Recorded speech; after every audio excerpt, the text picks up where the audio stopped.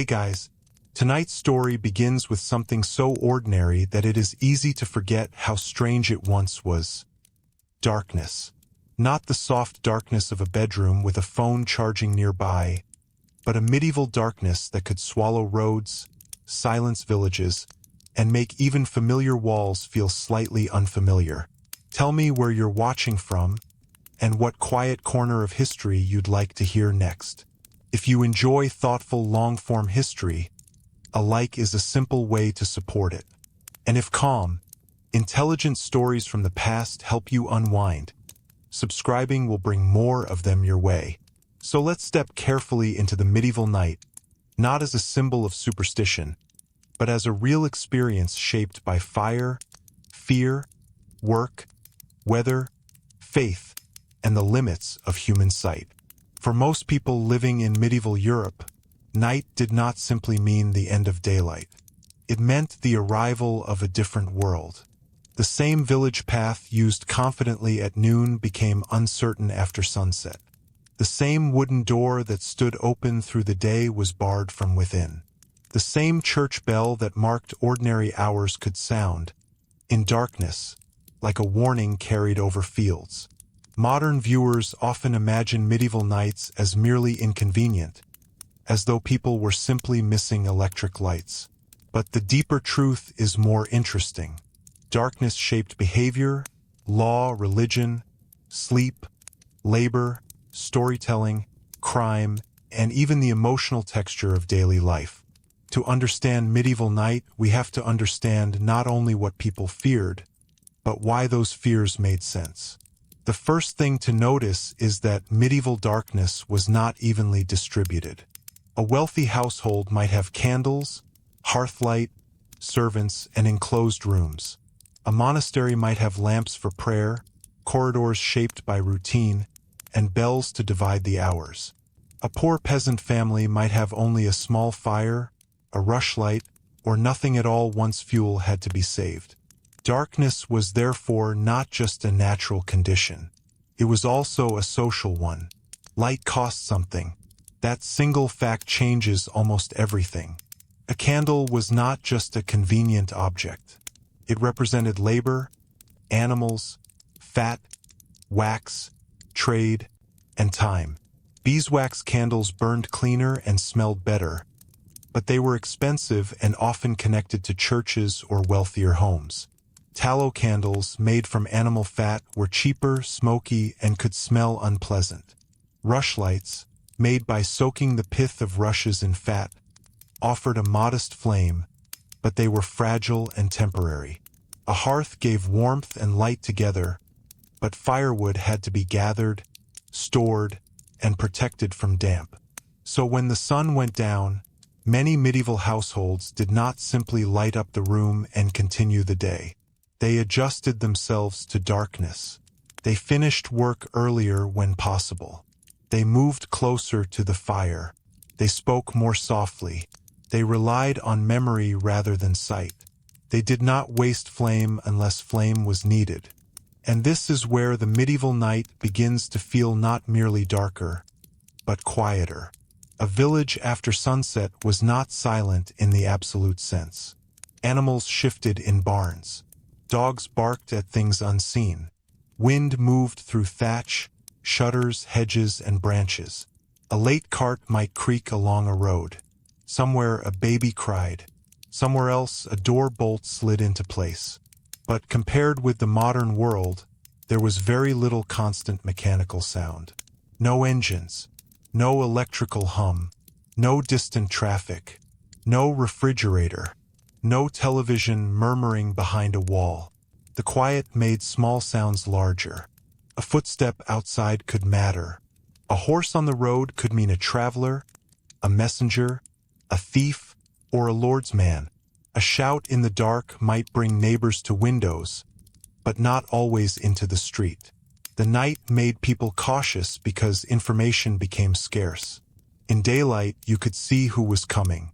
In darkness, you often had to guess. This uncertainty gave medieval night much of its unsettling power. It was not that medieval people were foolishly afraid of shadows. They lived in a world where shadows concealed real hazards. Roads were uneven.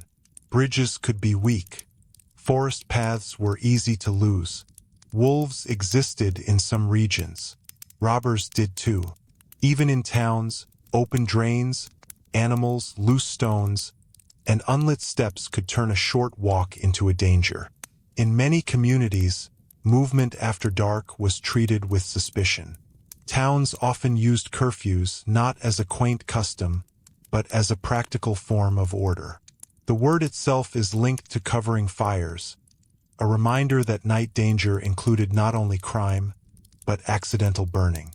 In a world of timber houses, thatch roofs, straw bedding, open hearths, and narrow streets, one neglected flame could become catastrophe.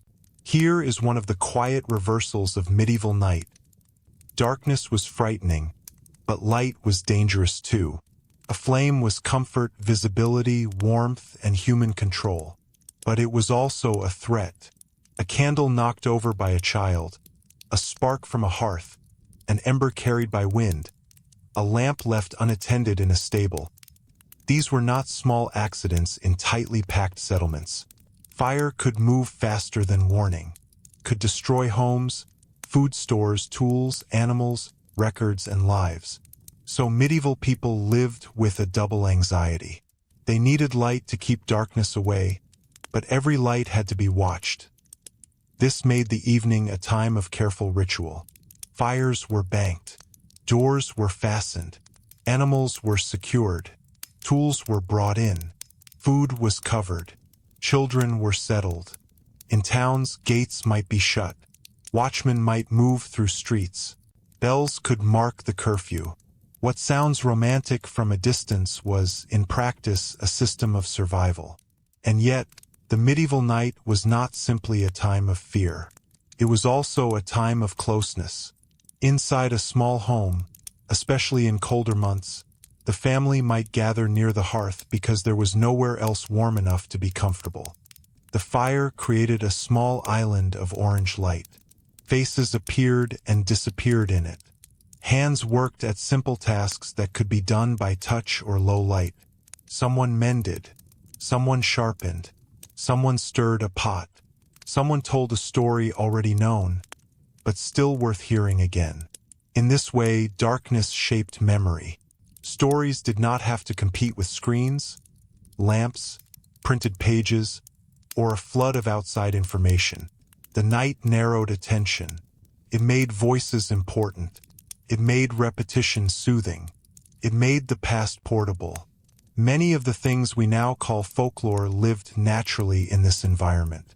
Tales of saints, ghosts, hidden creatures, wandering souls, clever peasants, dangerous strangers, and moral warnings did not need to be invented by darkness, but darkness gave them room to breathe. A story told by firelight is not the same story told at noon. The listener hears the wind differently. The listener imagines the road outside differently. The unseen world feels nearer. Still, it would be too simple to say medieval people believed anything once the sun went down. Their world was filled with practical intelligence. Farmers knew weather signs. Shepherds knew animals. Travelers knew landmarks. Women managing households knew fuel, food, illness, birth, and death at an intimate level. Craftsmen knew materials by touch, smell, and resistance. Monks knew the rhythm of night prayers. Sailors and shepherds could read stars in ways many modern people cannot. But practical knowledge and supernatural understanding were not separate in the same way modern categories often make them. A dark wood could be physically dangerous and spiritually meaningful at the same time. A strange sound could be an animal and an omen. Illness could have natural causes and moral interpretations. A dream could be digestion, worry, temptation, or message. Medieval night held these possibilities together. This is one reason the darkness felt deeper. It was not only an absence of light. It was an opening into uncertainty, and uncertainty was not evenly felt. For a lord in a fortified manor, darkness could be managed with walls, servants, dogs, armed men, and stores of fuel. For a monk, darkness was woven into a disciplined schedule of prayer. For a traveler, it could mean exposure and vulnerability.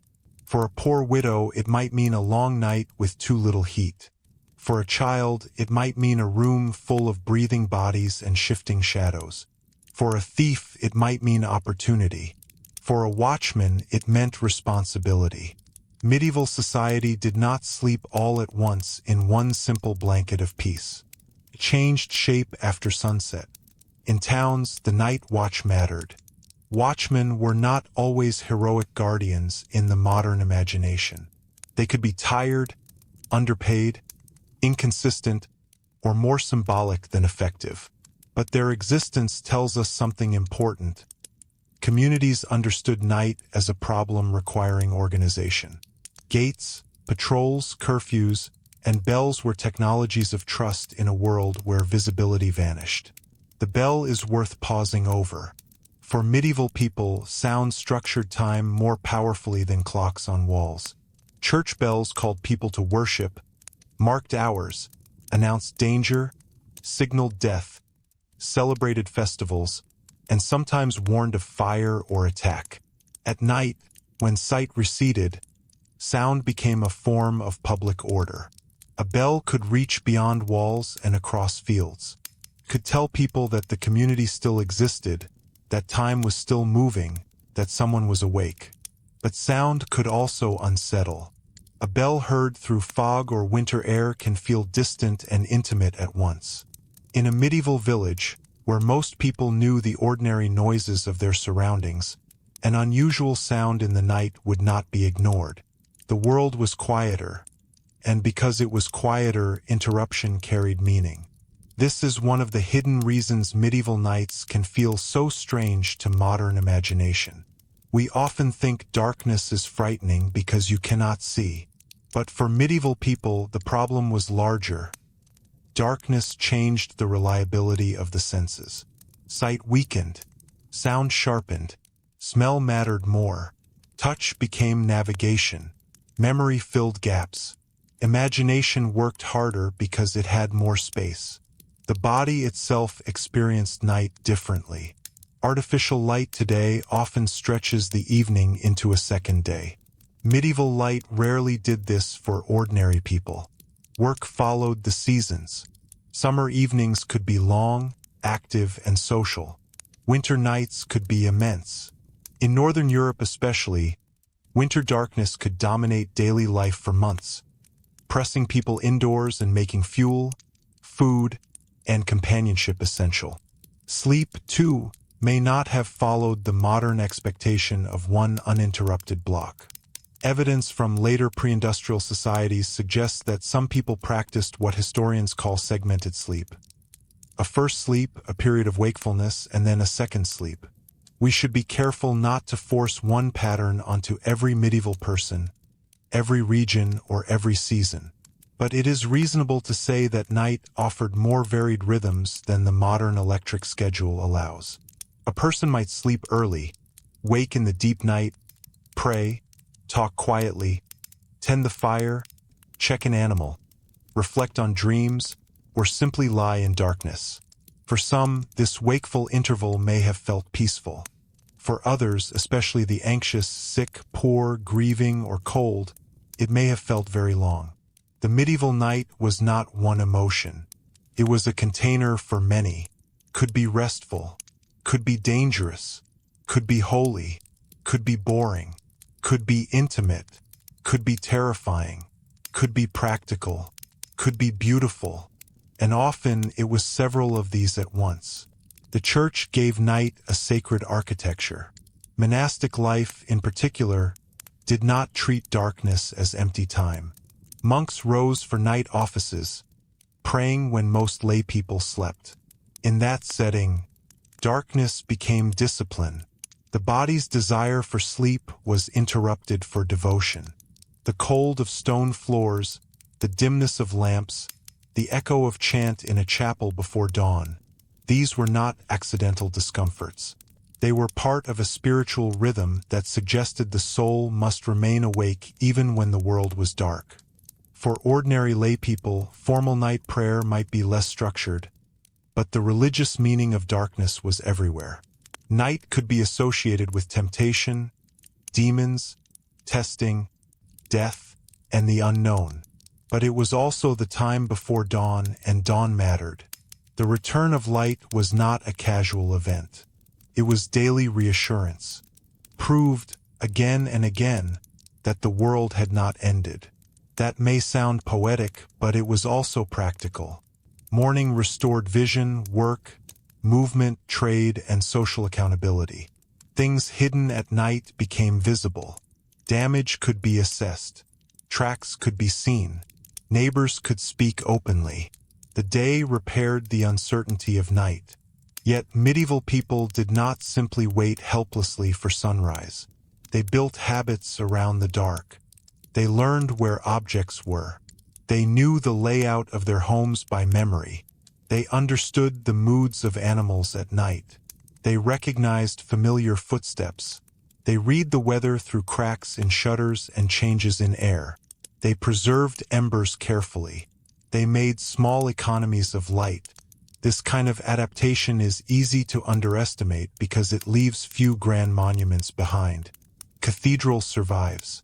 A castle survives. A manuscript survives. But the knowledge of how to move through a smoky room at midnight, how to keep a child warm, how to judge whether a noise outside is worth rising for, these skills usually vanish without record. And yet they were central to life. In the countryside, darkness had another dimension. Distance. A village might seem compact by day, but by night the space between houses grew psychologically wider. Fields became open blackness. Woods became boundaries. Streams became hazards. A neighboring settlement that could be reached in daylight might feel impossibly far after sunset. Travelers knew this well. Inns, monasteries, and hospitable households were not just conveniences. They were part of the infrastructure of survival. To be caught outside after dark could mean sleeping under uncertain shelter, losing the road, or becoming vulnerable to people who understood the local landscape better than you did. Medieval roads varied enormously, and even known routes could become difficult in mud, snow, rain, or fog. The moon helped, but only sometimes. Moonlight could transform a night road into something passable, even beautiful. But clouds could erase it. Forest cover could block it. A new moon could leave the world profoundly dark. Snow could brighten the ground. Rain could turn the night into confusion. The medieval experience of night depended not only on sunset, but on season, weather, landscape, wealth, and purpose. This is why any simple picture of the medieval night becomes misleading. A summer night during a festival was different from a winter night during famine. A castle under threat was different from a monastery at prayer. A town street after curfew was different from a harvest field under moonlight. A bride's household, a sick room, a prison cell, a shepherd's shelter, a merchant's lodging, and a peasant cottage all held different darknesses. But across these differences, one pattern remains. Night exposed limits. It revealed how much people depended on community, fuel, habit, animals, walls, bells, and belief. It revealed how fragile safety could be. It revealed how powerful the natural world remained. It revealed that human beings were not the effortless masters of time. They could not simply decide that night should become day. And this limitation shaped medieval imagination in ways that reached far beyond the household.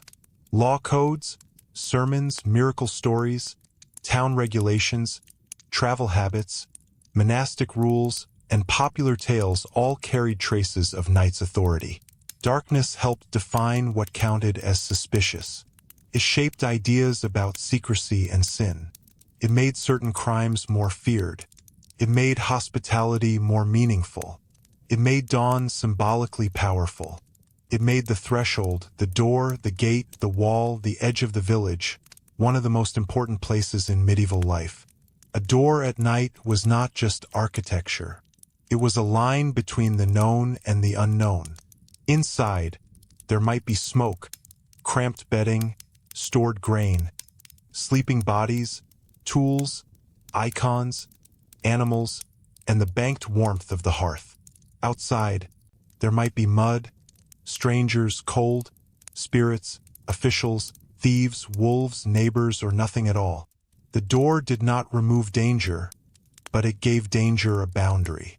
And boundaries mattered deeply. Medieval people lived in a world of thresholds.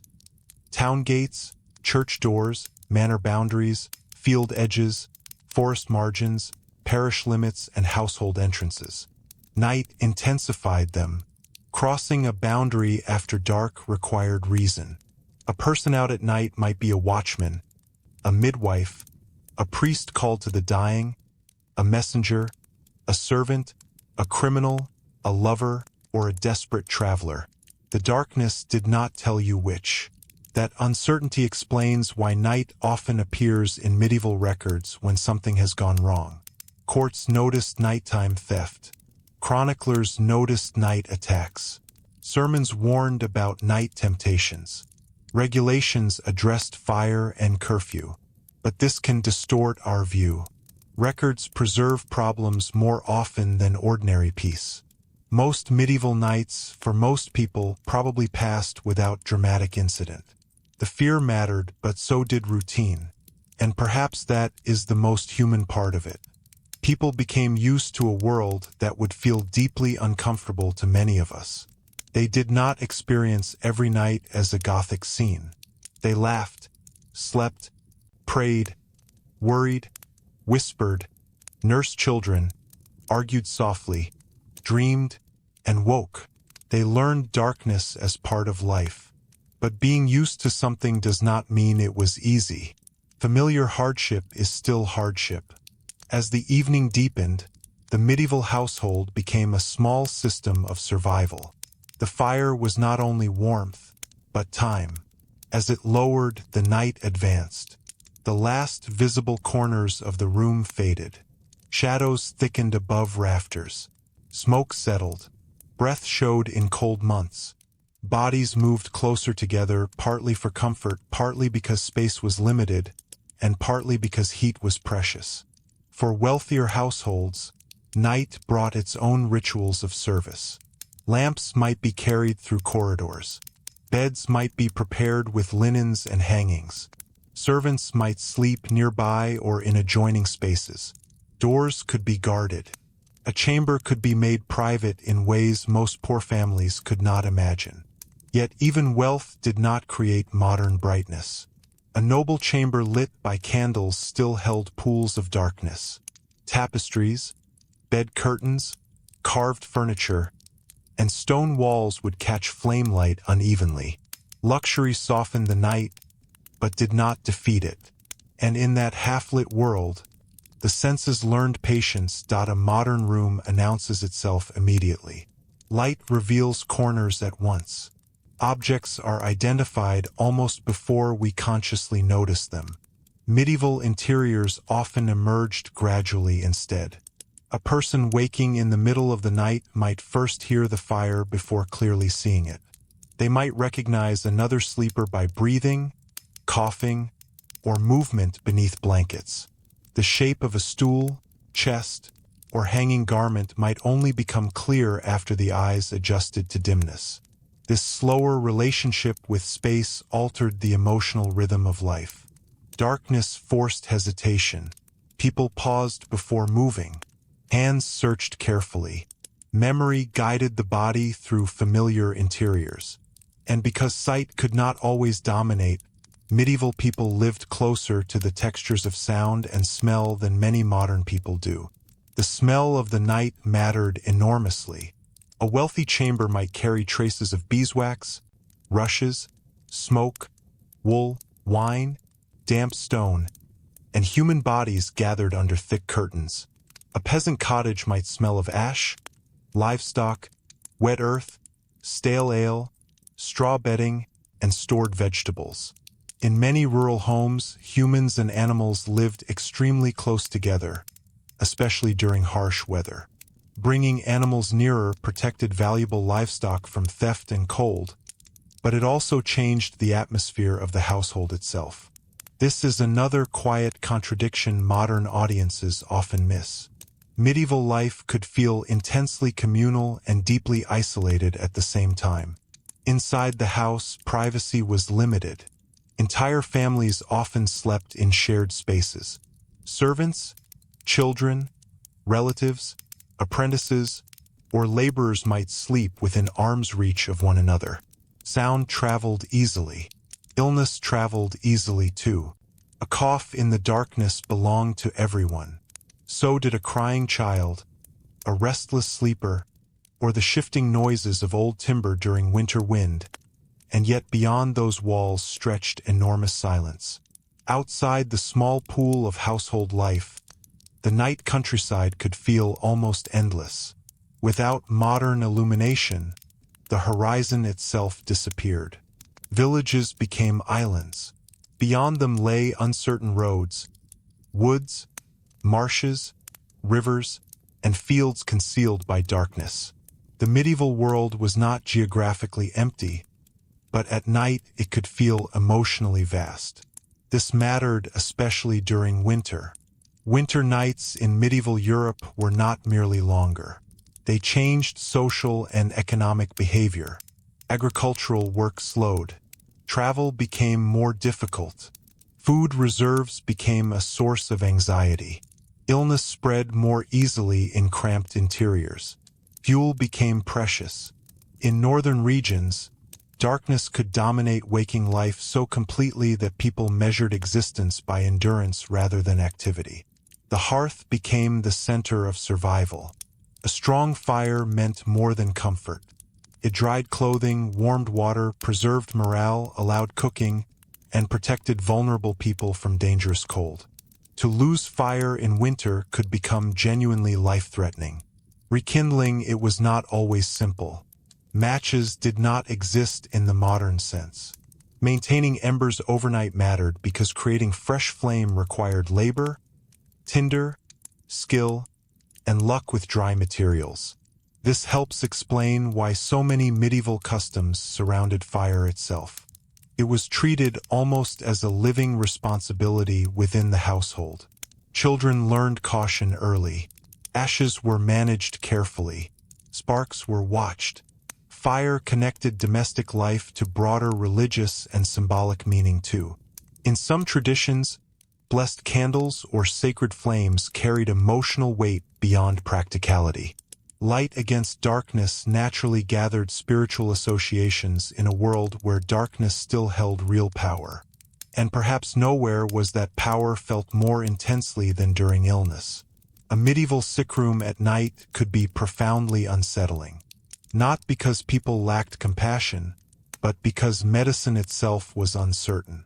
A fever rising after sunset might continue until dawn with no clear treatment available. Families listened to breathing patterns carefully. A priest might be summoned in darkness. Relatives stayed awake beside beds. Oil lamps burned low while shadows shifted against walls. Night stretched suffering. Pain often feels longer in darkness, even now. In the medieval world, where remedies were limited and outcomes unpredictable, the hours before dawn could feel emotionally immense. The silence of the house sharpened every cough or groan. A child surviving until morning could feel like a fragile victory. A death before sunrise carried its own emotional atmosphere, one preserved in chronicles, prayers, and private memory alike. But medieval night was not defined only by hardship. There were moments of beauty too, though not the polished beauty modern tourism often imagines. Moonlit snow could brighten entire landscapes. Travelers described winter skies filled with stars untouched by urban haze. Villagers walking home from festivals might hear distant music drifting across dark fields. The firelight of inns along a road could appear almost miraculous after hours in cold darkness. A monastery bell heard before dawn could feel reassuring rather than ominous. The medieval night rewarded attention. People noticed weather patterns closely because weather altered survival. They noticed moon phases because moonlight affected travel and labor. Fishermen, sailors, shepherds, and hunters often worked partly by night and developed sophisticated relationships with darkness rather than simple fear of it. This is important because the popular image of medieval people stumbling helplessly through superstition tells us more about modern arrogance than medieval reality. A shepherd guiding animals under starlight possessed practical abilities many modern people no longer have. A sailor navigating coastal waters before dawn relied on memory, currents, stars, wind direction, and accumulated instinct. Town watchmen recognized ordinary sounds from suspicious ones. Midwives traveled through darkness carrying local knowledge more valuable than formal scholarship in moments of crisis. Night sharpened competence as much as anxiety. Still, even highly experienced people understood how quickly things could go wrong after sunset. A turned ankle on a rural path might become dangerous if no help was nearby. A lantern extinguished by wind could leave travelers disoriented. Sudden fog could erase landmarks. Rivers crossed safely by day became hazards in darkness. In some places, roads deteriorated so badly during wet seasons that movement itself became exhausting. And this raises another subtle point about medieval quietness. Modern people often imagine silence as peaceful because we experience it temporarily. Medieval silence was different, could feel protective, but it could also signal isolation. If something happened at night, an injury, a fire, an intruder, help might not arrive quickly. Darkness reduced communication. Villages were close-knit partly because survival encouraged mutual dependence. Neighbors mattered enormously. A household facing childbirth in the middle of the night depended not on distant institutions, but on nearby people. Women familiar with labor were summoned from surrounding homes. Fires were tended. Water was heated. Children were moved aside. Men might wait anxiously outside cramped rooms where they could do little except pray and listen. The medieval night, therefore, became deeply associated with transitions. Birth, illness, confession, danger, prayer, death. Many of life's most emotionally intense moments happened while the outside world was dark and quiet. This emotional layering helps explain why medieval literature and religious writing speak about night with such complexity. Darkness was not merely symbolic evil. It was also vulnerability, humility, reflection, temptation, exhaustion, intimacy, and spiritual testing. Night forced confrontation with limits that daylight helped conceal. For monks especially, darkness carried disciplined meaning. The night offices interrupted ordinary sleep patterns deliberately. Monastic communities structured time through prayer rather than comfort. Rising before dawn was not efficient in a modern productivity sense. It was devotional. It reminded the body that spiritual life required persistence beyond convenience. Imagine a stone monastery in winter. The building holds cold even beside candlelight. Sandaled feet move through corridors before sunrise. Breathing fogs faintly in the air. Lamps throw weak halos against worn walls. Somewhere outside, wind moves through bare trees. Bells echo through enclosed courtyards while much of the surrounding countryside remains asleep. To modern ears, this can sound cinematic. But for medieval monks, it was routine. And routine changes how fear operates. One of the most revealing things about medieval life is that people adapted psychologically to conditions modern viewers imagine as unbearable. Darkness became familiar not because it ceased to be dangerous, but because human beings normalize almost everything given enough repetition. The extraordinary slowly becomes ordinary. Yet traces of unease remained. That unease appears vividly in attitudes toward forests. The medieval forest occupied a special place in the imagination partly because it intensified nighttime uncertainty. Forests already reduced visibility during the day. At night, they became environments of distortion. Sound traveled strangely among trees. Direction became difficult to maintain. Familiar landmarks vanished. Travelers could feel profoundly alone even relatively close to settlements.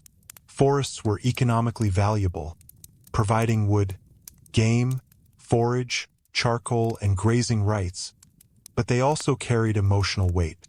Tales of outlaws, spirits, hidden hermits, wolves, and supernatural encounters clustered around wooded spaces because forests represented the edge of controlled society. And at night, those edges seemed to expand. Even castles, symbols of security and authority, were not immune to darkness.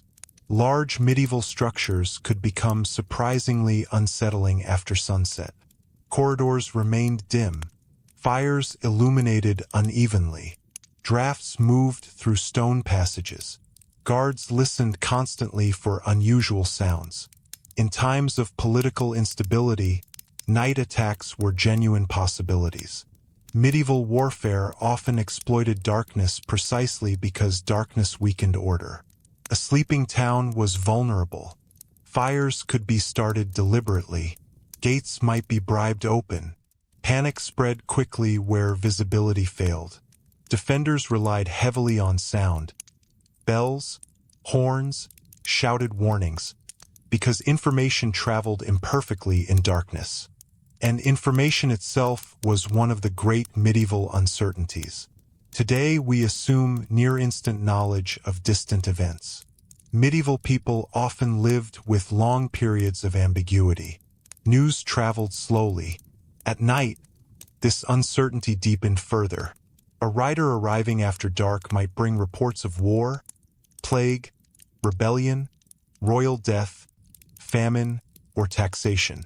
The knock at the gate after sunset carried emotional weight precisely because unexpected arrivals were uncommon.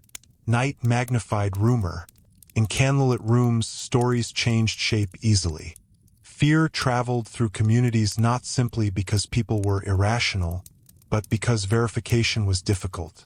A disease in a nearby region might become exaggerated through repeated retelling. A supposed sighting of bandits might alter travel patterns. Strange weather could be interpreted as divine warning. But skepticism existed too. Medieval communities argued constantly about what was true, exaggerated, holy, fraudulent, or misunderstood. Human beings did not suddenly become rational after the Middle Ages, nor were medieval people incapable of doubt. They lived within different frameworks of explanation, but they questioned, observed, and debated continuously. Night conversations often became spaces where uncertainty surfaced most openly. Around fires, people discussed harvests, local disputes, illnesses, taxes, marriages, rumors, sermons, and weather. The darkness outside encouraged inward attention. In many ways, the evening household was the true social heart of medieval life, more revealing than public ceremonies or grand chronicles. And because literacy remained limited for much of the population, memory itself became a kind of nighttime technology. Stories preserved local identity. Genealogies, warnings, practical wisdom, seasonal knowledge, and religious teachings circulated orally. The dark encouraged listening. People learned through repetition because books were scarce, expensive, or inaccessible.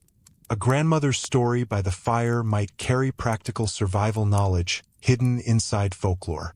Even humor changed in darkness. Medieval humor was often earthy, physical, local, and communal. Shared laughter in a cramped room could soften hardship. Winter evenings encouraged games, songs, riddles, and storytelling traditions that helped manage boredom as much as fear. histories focusing only on suffering risk flattening medieval people into passive victims of discomfort. In reality, they constantly created emotional strategies for enduring difficult conditions. One of the most powerful of these strategies was rhythm. The repeated structure of days, bells, prayers, chores, seasons, and meals created predictability inside uncertainty. Medieval life contained enormous instability: crop failures, disease, violence, weather disasters, infant mortality, but routine gave psychological shape to existence. Night completed that rhythm. The extinguishing of light, the securing of doors, the tending of embers, the final prayers, the gradual quieting of voices. These actions signaled not only sleep, but temporary withdrawal from the dangers of the outer world. And because dawn was never fully guaranteed in emotional terms, morning carried a quiet sense of renewal. That renewal mattered especially during periods of plague. When epidemic disease moved through medieval communities, night acquired an even heavier emotional atmosphere. Darkness amplified uncertainty about who might still be alive by morning. Households listened for bells announcing deaths. Fear altered ordinary neighborly contact. Infected homes might become places of dread after sunset, with only dim lights visible behind shutters, while entire communities waited anxiously for the disease to pass onward or stop altogether. And yet, even during such periods, daily life did not entirely disappear. Bread still had to be baked. Animals still needed care. Fires still required tending. Children still woke hungry before dawn. The medieval night could contain grief and ordinary routine simultaneously, often within the same household. This coexistence of the dramatic and the mundane is one of the reasons medieval darkness feels so emotionally distinctive. Modern imagination tends to separate catastrophe from ordinary life. Medieval people rarely had that luxury. Fear, boredom, labor, prayer, discomfort, intimacy, and endurance existed together in the same rooms, beneath the same weak candlelight, night after night. And as towns slowly expanded in later centuries, bringing more trade, denser streets, and growing forms of civic organization, the character of the night would begin changing in subtle but important ways. More organized watches appeared in some places. Taverns became livelier after dark. Urban authorities experimented with regulation, lighting, and control. But these developments created new tensions too, because a busier night did not always become a safer one. In fact, the growing medieval town after sunset could feel unpredictable in an entirely different way. A rural night was often dominated by emptiness and distance. An urban night carried concentration instead. More people, more animals, more trade, and more movement created opportunities as well as tension. By the later Middle Ages, certain towns in England, France, the Low Countries, the Italian states, and parts of the Holy Roman Empire had begun developing more active nighttime cultures than modern audiences sometimes imagine. But activity did not mean brightness. Even prosperous towns remained dim by modern standards. Streets narrowed between timber buildings that leaned toward one another overhead. Waste collected in gutters. Rain transformed roads into dark channels of mud. Smoke drifted low in still weather. Light escaped unevenly from taverns, workshops, kitchens, and inns, creating islands of visibility surrounded by shadow. And shadows behaved differently in medieval streets. Without broad artificial illumination, darkness remained textured. A torch lit only a small area and distorted depth perception. Candlelight flickered unpredictably in wind. Lanterns moved as people moved, meaning the visible world itself shifted constantly. Corners appeared and vanished. Faces emerged suddenly from blackness. Familiar streets could become strangely theatrical after dark, though not in a romantic sense. The town at night belonged partly to people who worked while others slept.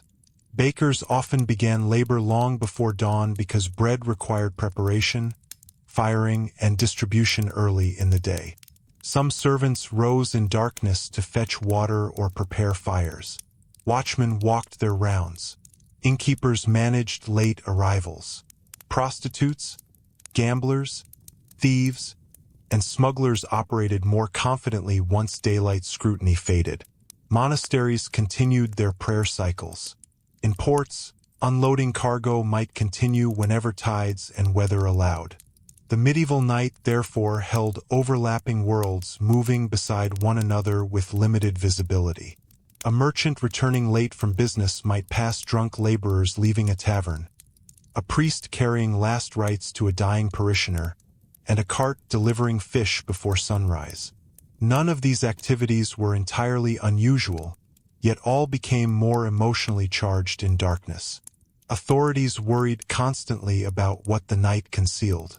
Town governments issued regulations concerning curfews, weapons, tavern hours, fires, gambling, and suspicious movement.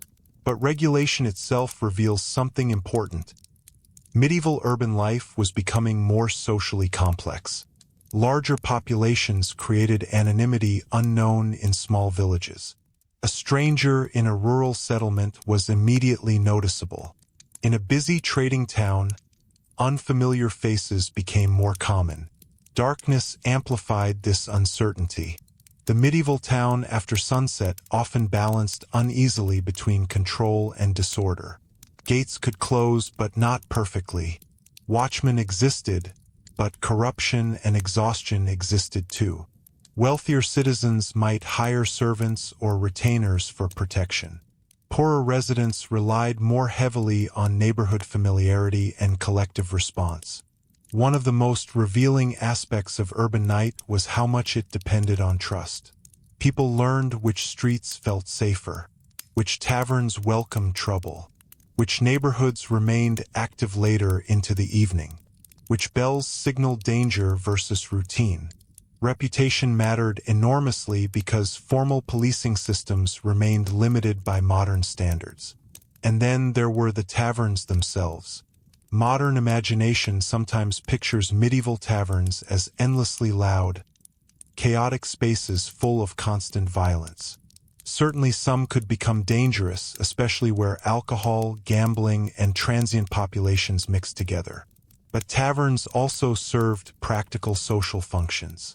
They provided warmth, food, news, business connections, and temporary community. After dark, especially in colder months, taverns offered something psychologically important: light shared collectively. Inside, the atmosphere contrasted sharply with the surrounding streets. Firelight reflected from cups, benches, damp cloaks, and smoke-darkened beams. Travelers exchanged rumors from distant regions. Merchants discussed prices and roads. Locals argued about taxes, politics, or weather. Musicians occasionally played. Dice rolled across wooden tables. Ale softened fatigue after labor. Yet even here, darkness remained close. Step outside the tavern door and the night returned immediately. Sound became muffled. Light narrowed to a few windows behind shutters. The medieval city did not glow continuously. Its brightness was fragmented. This fragmentation shaped emotional experience in subtle ways. Modern cities often reduce awareness of natural night entirely. Medieval towns could not. Above rooftops, stars remained visible. Moonlight still mattered. Fog still transformed streets into confusion. Wind still extinguished flames. A storm after sunset could plunge entire districts into near-total darkness within moments. Weather mattered everywhere in medieval life, but at night its effects intensified. Rain reduced mobility and visibility simultaneously. Snow altered sound, muting footsteps and quieting streets in eerie ways. Strong wind made torchlight unreliable and increased fear of spreading fire. Fog disoriented travelers even inside city walls. During severe winter conditions, the ordinary discomforts of night could become lethal for the poor, especially those without stable shelter. This reveals another uncomfortable reality behind medieval darkness. Nighttime vulnerability was deeply unequal.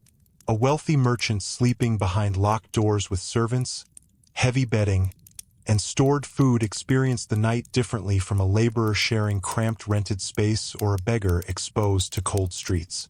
Medieval charity existed through churches, guilds, hospitals, and almsgiving traditions, but survival still depended heavily on social position. The poor encountered darkness more directly because they possessed fewer barriers against it. Thin walls, inadequate heating, poor nutrition, illness, and unstable housing all made the night physically harder. Winter cold entered the body more easily when food reserves were weak. Fear of theft mattered more when losing a few possessions threatened survival itself. Noise from neighbors, animals, and streets intruded constantly in crowded districts. And yet the poor also developed communal survival strategies often invisible in elite records. Shared fires, collective sleeping arrangements, neighborhood familiarity, and reciprocal support networks softened some hardships. Medieval communities were rarely equal, but they were deeply interconnected. A widow might depend on nearby families. Apprentices slept alongside masters' households. Laborers gathered communally in taverns or workshops. Information traveled through human contact rather than impersonal systems. Night intensified this dependence. If someone became ill after dark, neighbors mattered before institutions did. If fire broke out, buckets passed hand to hand. If suspicious noises emerged in the street, people listened together through shutters and doors. Collective reaction often replaced centralized control. This is partly why medieval bells remain so important even in growing towns. A bell could summon an entire neighborhood faster than any written notice. Fire bells especially carried terrifying urgency. Urban fires were among the greatest nightmares of medieval authorities because dense wooden construction allowed flames to spread rapidly. Entire districts could vanish within hours. And fire at night was particularly horrifying. By daylight, smoke and flames remained visible at a distance. At night, confusion spread more quickly. Darkness distorted direction. People woke disoriented. Panic competed with practical action. Livestock screamed in enclosed spaces. Sparks carried through narrow streets. Bells rang continuously while families attempted to save children, tools, records, food stores, and sacred objects all at once. Some medieval cities endured repeated catastrophic fires precisely because urban growth outpaced safe infrastructure. Regulations concerning ovens, workshops, roofing materials, and nighttime flame use became increasingly strict in some places, though enforcement varied widely. Still, despite these dangers, medieval towns gradually became more socially alive after sunset than many people assume. Festivals transformed the night completely. Religious feast days, weddings, seasonal celebrations, and civic ceremonies could temporarily reverse ordinary patterns of caution. Torches illuminated processions. Music echoed through streets. Public drinking expanded. Dancing, games, and performances continued late into the evening. During such events, darkness became collective rather than isolating. But even celebration carried tension. Authorities frequently worried that festivals encouraged disorder, violence, sexual misconduct, theft, or challenges to social hierarchy. Carnival traditions in particular allowed temporary reversals of ordinary behavior that both entertained and unsettled medieval elites. The night loosened boundaries that daylight society worked hard to maintain. And boundaries, once loosened, did not always restore themselves neatly by morning. This uneasy relationship between order and darkness appears repeatedly in medieval law. Crimes committed at night often attracted special concern because darkness complicated identification and witness testimony. A fight in daylight produced observers. A fight in darkness produced uncertainty. Who struck first? Who carried the knife? Who escaped? Who merely happened to be nearby? Night protected the guilty partly because it limited reliable knowledge. But darkness also complicated morality in quieter ways. The medieval household after sunset became a private space where emotions surfaced more openly. Marital tensions, family grief, financial anxiety, and private fears emerged once public labor ended. A farmer lying awake during poor harvest years might calculate remaining grain mentally while listening to winter wind outside. A merchant might worry about debts owed across dangerous roads. A mother might listen anxiously to a child's breathing in a feverish room. The darkness created stillness, and stillness often magnified thought. This psychological dimension of medieval night is easy to overlook because historical records tend to preserve public events more readily than private emotions. Yet scattered letters, religious writings, legal testimonies, and literary works suggest a world filled with ordinary human insomnia, fear, longing, regret, and reflection. People woke from troubling dreams. They worried about salvation. They remembered the dead.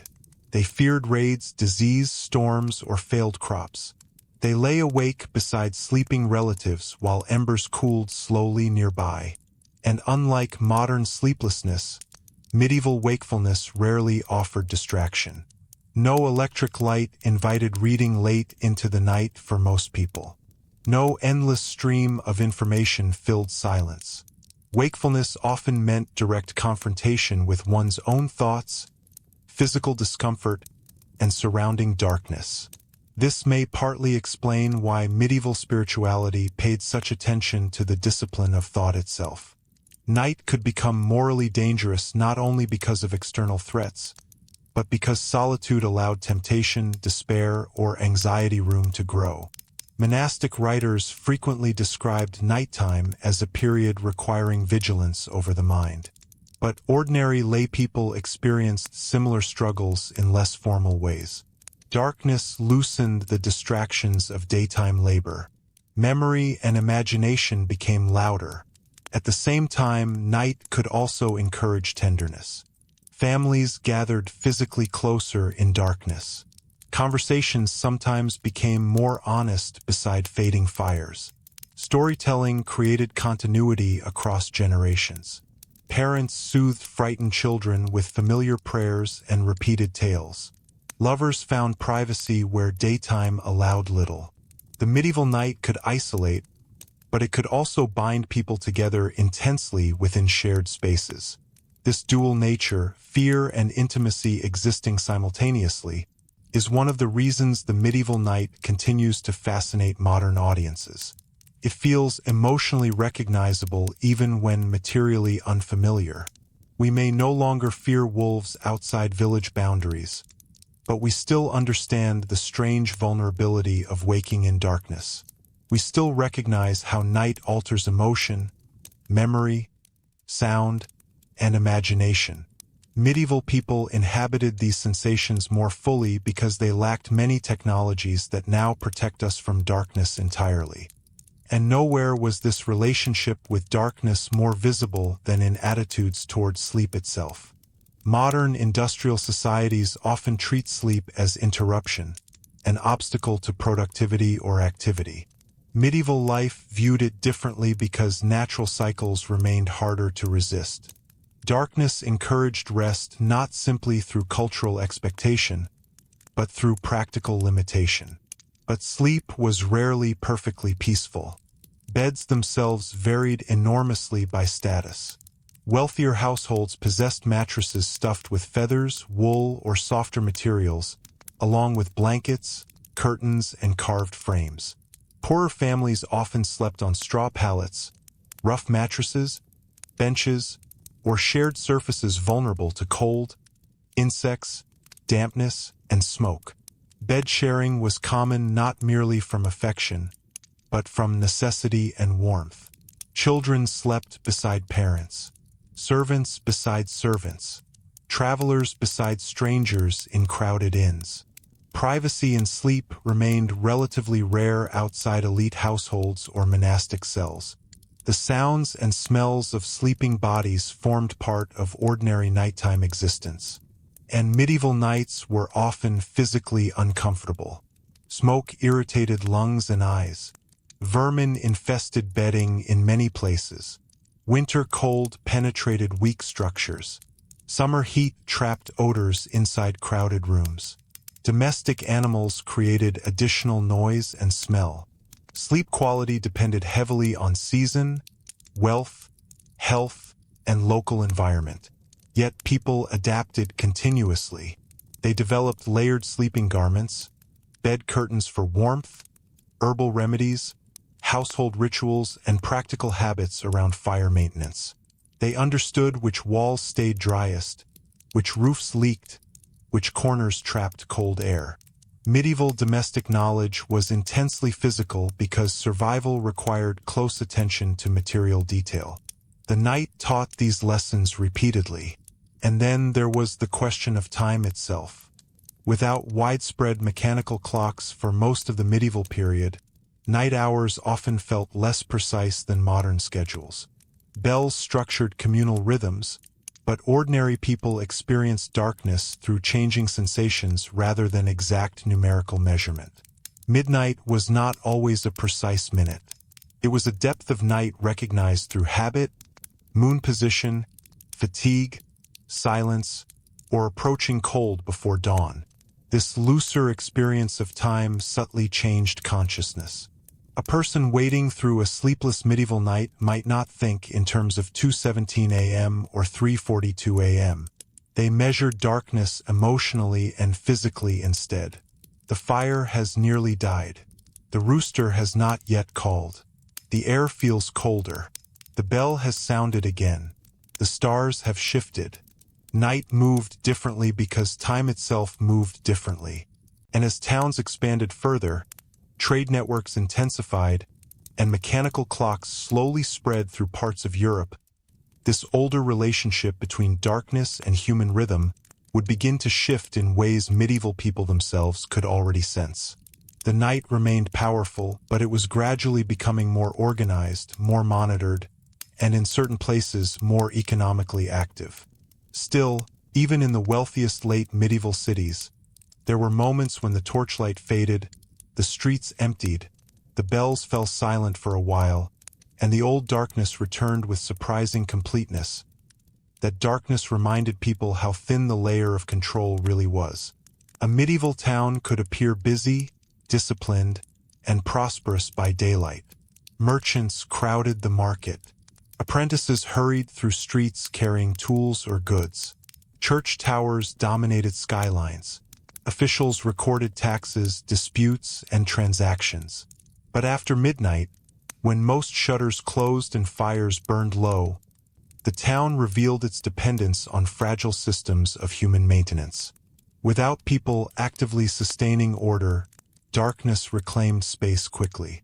This is one reason medieval authorities feared abandonment so deeply during war, plague, or famine.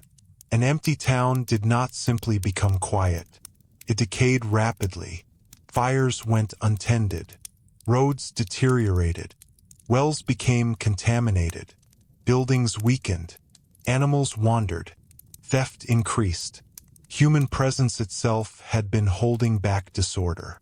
Night made that truth easier to feel. The emotional relationship between darkness and vulnerability becomes especially visible during periods of political instability. In border regions, contested territories, or towns threatened by raiding, nighttime anxiety intensified sharply. Families slept lightly. Horses remained prepared. Weapons stayed nearby. Messengers arriving after sunset carried immediate importance because news could determine survival. A knock at the gate during darkness rarely felt neutral, and because communication moved slowly, uncertainty lingered far longer than modern audiences are accustomed to. A rumor of advancing soldiers might circulate for days before confirmation arrived. Villagers might spend multiple nights listening for distant movement that never came. Town watches doubled patrols during tense periods not because danger was constant, but because uncertainty itself exhausted people. Medieval fear was often anticipatory rather than immediate. This subtle distinction matters. Most nights were not scenes of active violence, but many people understood that violence remained possible, and darkness increased the difficulty of predicting it. That persistent awareness shaped behavior. Doors were barred carefully. Dogs were valued not merely as companions but as warning systems. Travelers preferred company on dangerous roads. Local familiarity became a form of protection. The stranger after sunset occupied a particularly uneasy place in the medieval imagination. Hospitality remained a respected moral and religious duty across much of medieval Europe. Inns, monasteries, and households frequently offered shelter to travelers. But hospitality existed beside suspicion, not instead of it. A stranger carried uncertainty into a tightly interconnected social world. Who was he? Why travel at night? Was he a merchant, pilgrim, deserter, outlaw, messenger, or spy? Darkness intensified every unanswered question. In small villages especially, unfamiliar arrivals could disrupt the emotional rhythm of an evening. Dogs barked. Windows opened slightly. Conversations paused. A traveler asking shelter after dark introduced not only practical decisions, but moral ones. Turning someone away on a freezing night could feel cruel or sinful. Letting the wrong person inside could become dangerous. This tension between charity and caution appears constantly in medieval life, and it becomes even more revealing when we look at pilgrimage. For many medieval Christians, travel to shrines formed part of religious devotion. Pilgrims crossed enormous distances under difficult conditions, often depending on the hospitality of strangers. Night travel could become spiritually meaningful as well as physically exhausting. A pilgrim arriving at a monastery after sunset might experience relief so intense that warm food, shelter, and candlelight acquired sacred emotional significance. The medieval world was filled with moments where ordinary material comfort became spiritually charged precisely because life was harder. Warmth mattered more when cold was dangerous. Light mattered more when darkness was powerful. Bread mattered more when hunger remained close. This sharpened emotional texture shaped religious imagination deeply. Candles in churches did not merely decorate sacred spaces. They created visible resistance against darkness. Stained glass glowing at dawn, lamps before altars, funeral candles flickering beside the dead. All these images carried practical resonance for people who knew true darkness intimately. A modern cathedral illuminated by electric lighting feels visually impressive. A medieval church illuminated only by scattered candles and filtered moonlight felt far more mysterious. Large interiors vanished into shadow. Incense drifted through dim air. Stone columns appeared gradually rather than all at once. The human voice echoed unpredictably. Night services especially could feel emotionally overwhelming, not because medieval people were inherently more superstitious, but because the sensory environment itself encouraged awe. Darkness enlarged the unknown, and medieval theology often embraced this rather than trying to erase it completely.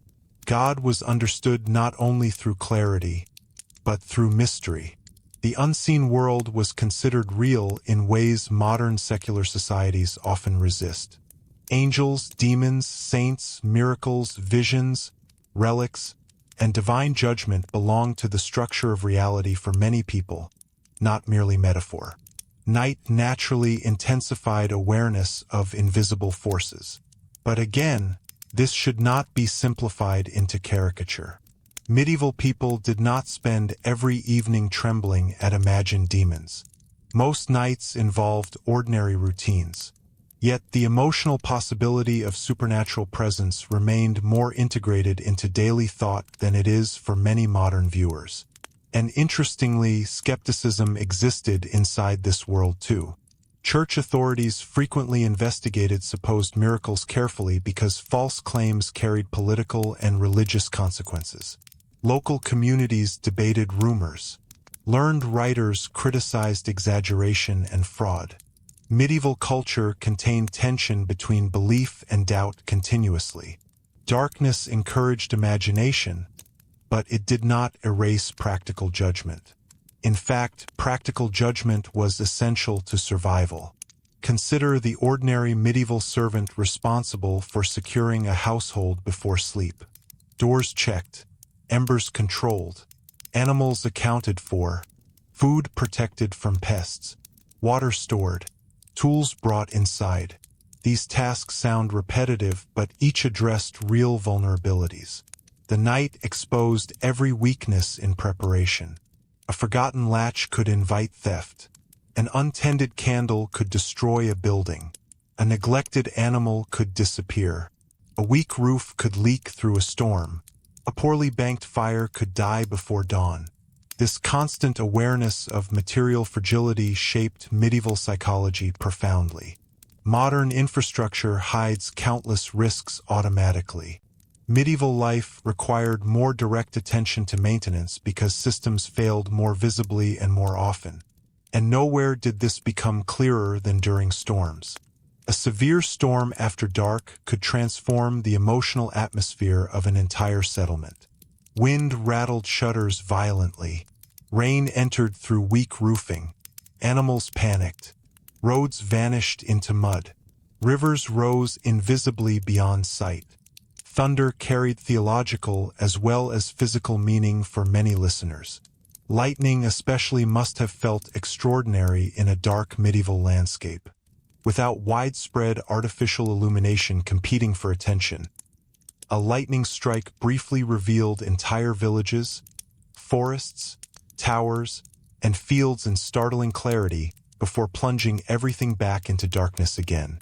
Storms interrupted the fragile sense of security households attempted to create each evening. And after storms came another medieval anxiety modern audiences rarely think about: structural uncertainty. Buildings were less reliable than modern construction. Heavy rain, floodwater, rot, or strong wind could weaken walls, bridges, mills, or roofs significantly. Daylight inspection after violent weather mattered because night concealed damage. Morning, therefore, carried investigative importance. People emerged cautiously after difficult nights to assess what had changed. Had trees fallen? Had animals escaped? Had roads washed out? Did neighboring households survive the storm safely? Medieval communities often began mornings not simply with routine labor, but with evaluation of losses. And this daily negotiation with uncertainty affected emotional expectations over generations. Modern societies often assume stability until crisis interrupts it. Medieval societies frequently assumed instability and celebrated temporary order where they could create it. A peaceful evening beside the hearth represented achievement, not default condition. This helps explain the emotional power of domestic imagery in medieval writing and art. The enclosed household symbolized protection against a larger world that remained difficult to predict. The hearth became almost symbolic of civilization itself. Controlled fire surrounded by family, labor, memory, and ritual while darkness pressed outside. But even inside, medieval interiors were rarely fully comfortable. Smoke remained one of the great hidden realities of pre-modern life. Many homes lacked proper chimneys for much of the medieval period. Smoke drifted upward through roofs imperfectly or lingered indoors for long periods. Eyes watered. Clothing absorbed odor. Walls darkened gradually over years. This constant low-level irritation affected health more than medieval people fully understood. Respiratory problems? eye irritation, and long-term smoke exposure were ordinary aspects of life for many households. Yet, because everyone shared similar conditions, smoke became normalized. Medieval people noticed excessive smoke, certainly, but not smoke itself as a shocking intrusion. Again and again, the medieval night reveals this pattern. Hardship becomes ordinary when alternatives barely exist. And still, people found beauty inside those conditions. There are scattered descriptions throughout medieval literature of moonlit rivers, winter stars, distant monastery lights, quiet snowfall, and the strange stillness before dawn. The medieval night could feel oppressive, but it could also feel contemplative in ways modern constant illumination rarely allows. Darkness sharpened awareness of cycles. The moon mattered practically. Farmers, sailors, travelers, hunters, and fishermen observed lunar phases closely because moonlight changed what was possible after sunset. Certain nights invited movement. Others discouraged it completely. The sky itself remained more central to ordinary consciousness because fewer barriers separated people from natural rhythms. Even sleep aligned more closely with seasonal light. Long winter darkness encouraged longer rest and more indoor life. Summer evenings allowed extended activity during harvest periods when labor demands intensified. Medieval schedules were not identical everywhere, but they remained deeply responsive to environmental conditions. The industrial separation between clock time and natural time had not yet fully arrived. And because of this, the emotional experience of midnight in July differed enormously from midnight in January. A warm summer night might contain conversation outdoors, distant music, traveling merchants, open taverns, and lingering social life. A freezing winter night narrowed existence inward toward survival, insulation, and endurance. The medieval night was seasonal in a way modern urban night often is not. One can almost feel this in descriptions of winter monasteries where candles guttered in drafts while monks copied texts with stiff fingers, or in accounts of harvest seasons where labor continued late beneath fading twilight because weather allowed little margin for delay. Darkness did not erase labor. Sometimes it extended it. Bakers, brewers, millers, sailors, shepherds, and countless servants worked irregular hours shaped by necessity rather than comfort. Medieval society depended on rhythms many modern viewers would consider exhausting. Yet people organized themselves around those demands with remarkable adaptability. This adaptability becomes especially visible when considering how communities navigated nighttime emergencies. If a woman entered difficult labor after sunset, people responded collectively. If fire broke out, bells summoned neighbors instantly. If someone died suddenly, prayers and preparation began immediately. The absence of modern emergency systems meant communities themselves became the emergency system. Night, therefore, strengthened social interdependence. People listened for one another because isolation could become deadly. Even urban anonymity remained incomplete by modern standards. Neighborhood familiarity still mattered enormously. A missing light, unusual silence, or unexplained noise could attract attention because communities remained acoustically connected. And acoustics shaped medieval emotional life more than we often realize. Stone streets echoed differently from muddy roads. Church bells carried across valleys. Hooves announced arrival before riders appeared. Wooden houses creaked in temperature shifts. Rain on thatch sounded different from rain on tile. A medieval person could often identify location, weather, occupation, or approaching activity through sound alone with impressive precision. Night trained the ear. Modern life trains visual attention relentlessly through screens, signals, and constant illumination. Medieval darkness redistributed sensory importance. Hearing became both practical and emotional. Silence itself acquired texture. A sudden silence in the countryside could feel ominous if animals stopped moving unexpectedly. Distant dogs barking might signal travelers or disturbances. Wind direction changed how sounds traveled across fields and water. Night listeners became interpreters. This sensitivity appears clearly in medieval military life as well. Soldiers feared nighttime confusion because command structures weakened dramatically in darkness. Camps relied on watch rotations, passwords, fires, horns, and disciplined routines to prevent panic or infiltration. Armies moving at night risked losing cohesion quickly, especially in unfamiliar terrain. And when battles did occur near settlements, civilian nights became tense periods of listening and waiting. Families might hear distant movement without understanding outcomes until daylight. Smoke on the horizon, bells from neighboring towns, or refugees arriving after dark could gradually reveal unfolding disaster. Information traveled physically through frightened bodies, exhausted horses, and whispered rumor. The medieval night could therefore feel suspended between ignorance and revelation. Morning brought answers, but not always good ones. Still, despite war, illness, hardship, and uncertainty, medieval people continued constructing lives filled with repetition, affection, obligation, humor, devotion, and practical skill. The night did not destroy ordinary humanity. In many ways, it revealed it more clearly. Around dying embers, people confessed fears they hid during daylight labor. Parents comforted children frightened by storms. Elderly relatives repeated stories already told dozens of times. Apprentices whispered after masters slept. Lovers planned futures uncertain even in peaceful years. Travelers stared upward through in-yard darkness at unfamiliar constellations above unfamiliar towns. And above all of this remained the slow-turning rhythm of bells, moons, seasons, and approaching dawns that medieval people understood not abstractly, but physically.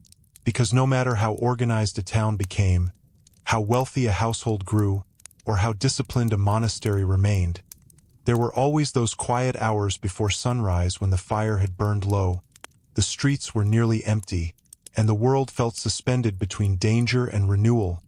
Those hours before dawn carried a very particular emotional atmosphere in the medieval world. The first sleep had long since passed. Candles, if any remained lit, had shortened into thick pools of wax or greasy stubs.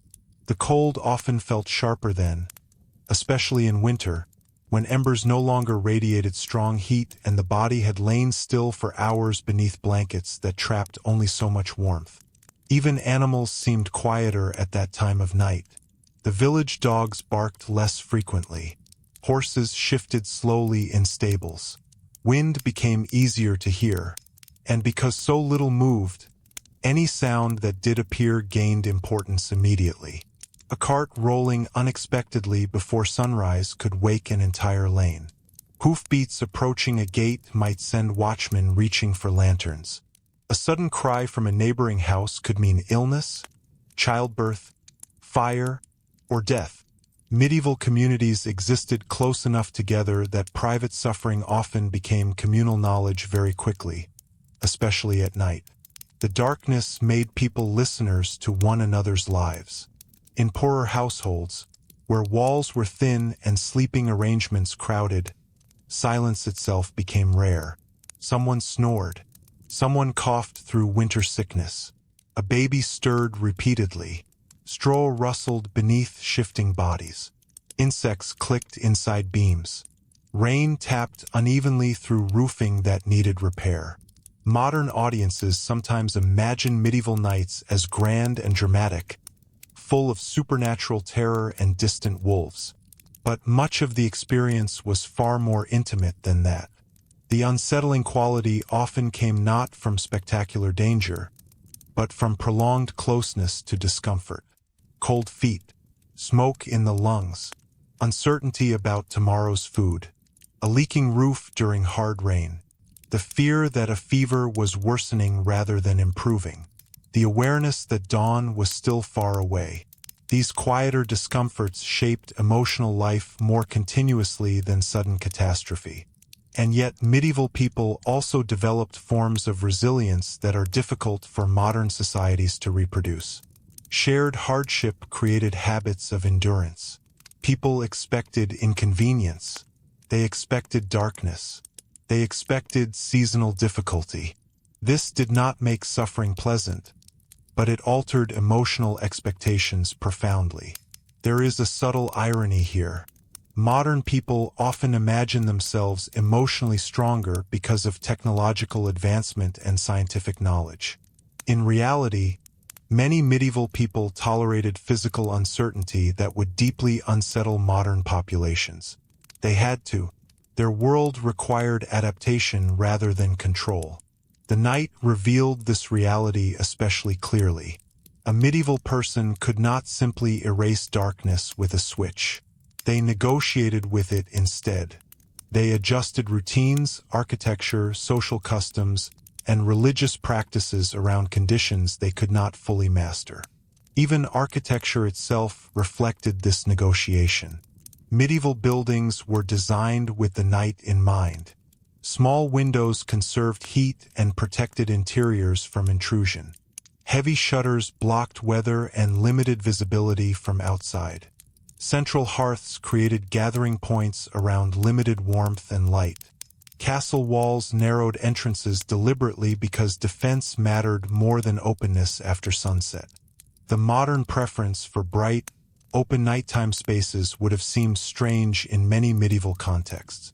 Visibility invited exposure as much as safety, and this relationship between concealment and protection extended into clothing as well. Night garments were practical, layered, and often shared across family economies. Fine linen sleeping garments existed among wealthier households, but many ordinary people simply slept in underclothes or work garments adapted for warmth.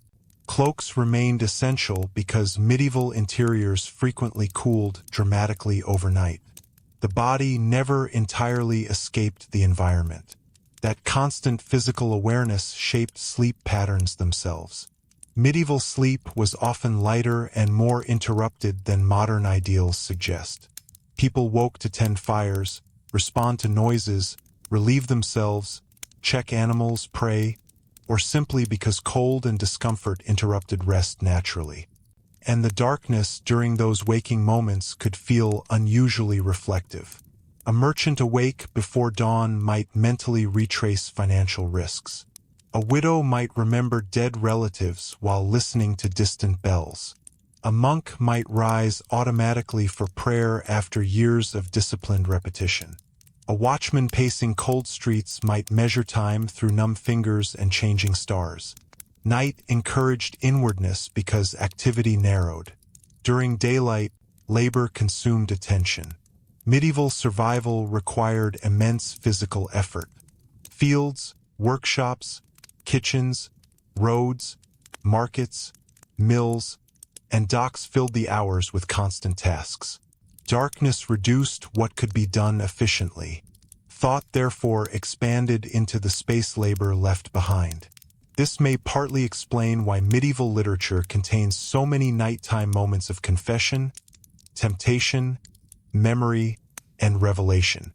The quiet allowed the mind to wander toward fears and desires daylight helped suppress. Religious writers understood this deeply. Many monastic texts describe the pre-dawn hours as spiritually dangerous not because demons physically roamed corridors in simplistic fashion, but because exhaustion and isolation weakened mental discipline. Doubt, despair, pride, lust, grief, and anxiety often surfaced most intensely during wakeful darkness. The medieval night was psychologically porous. Boundaries between thought and fear, dream and memory, prayer and exhaustion could blur. Candlelight itself contributed to this atmosphere. Flickering illumination distorts perception subtly. Shapes seem unstable. Distances appear uncertain. A familiar room can feel strangely altered after midnight. And because medieval interiors contained relatively few objects compared with modern spaces, Each object gained stronger symbolic presence in low light. A crucifix above a bed, a wooden chest holding the family's valuables, a knife beside the hearth, a rosary hanging near a doorway, a pair of muddy boots drying by embers, a bucket waiting near the fire in case sparks spread. These objects belonged to ordinary life, but at night they became emotionally charged by stillness and shadow. This is one reason medieval art so often emphasizes candlelight, stars, lanterns, and windows glowing in darkness. Light itself carried narrative meaning because it represented effort, vigilance, and temporary safety. And temporary safety was often the best available form of security. Even powerful nobles remained vulnerable to nighttime uncertainty in ways modern elites rarely experience. Castles improved defense, certainly, but they also amplified isolation. Thick stone walls trapped cold. Corridors remained dim even during daytime. Communication across large estates slowed after sunset. Servants moved through chambers carrying candles that illuminated only fragments of enormous interiors. Imagine a lord waking suddenly in a fortified manor during winter. Outside the walls stretches black countryside broken only by occasional torchlight from gate patrols. Inside, drafts move through stone passages despite hanging tapestries and shuttered windows. Somewhere in the lower halls, guards exchange quiet words beside a fire. Horses stamp in stables below. A servant crosses a corridor carrying a single flame that briefly reveals rough masonry before disappearing again into darkness. The castle protects, but it does not create comfort in the modern sense. In fact, many elite medieval residences remained physically uncomfortable for much of the year. Wealth softened hardship without eliminating environmental exposure entirely. Smoke, cold, dampness, and darkness affected nearly everyone to some degree. And then there were the monasteries, whose nighttime rhythms could feel almost detached from ordinary society altogether. Monastic communities treated darkness not merely as an obstacle, but as part of spiritual structure.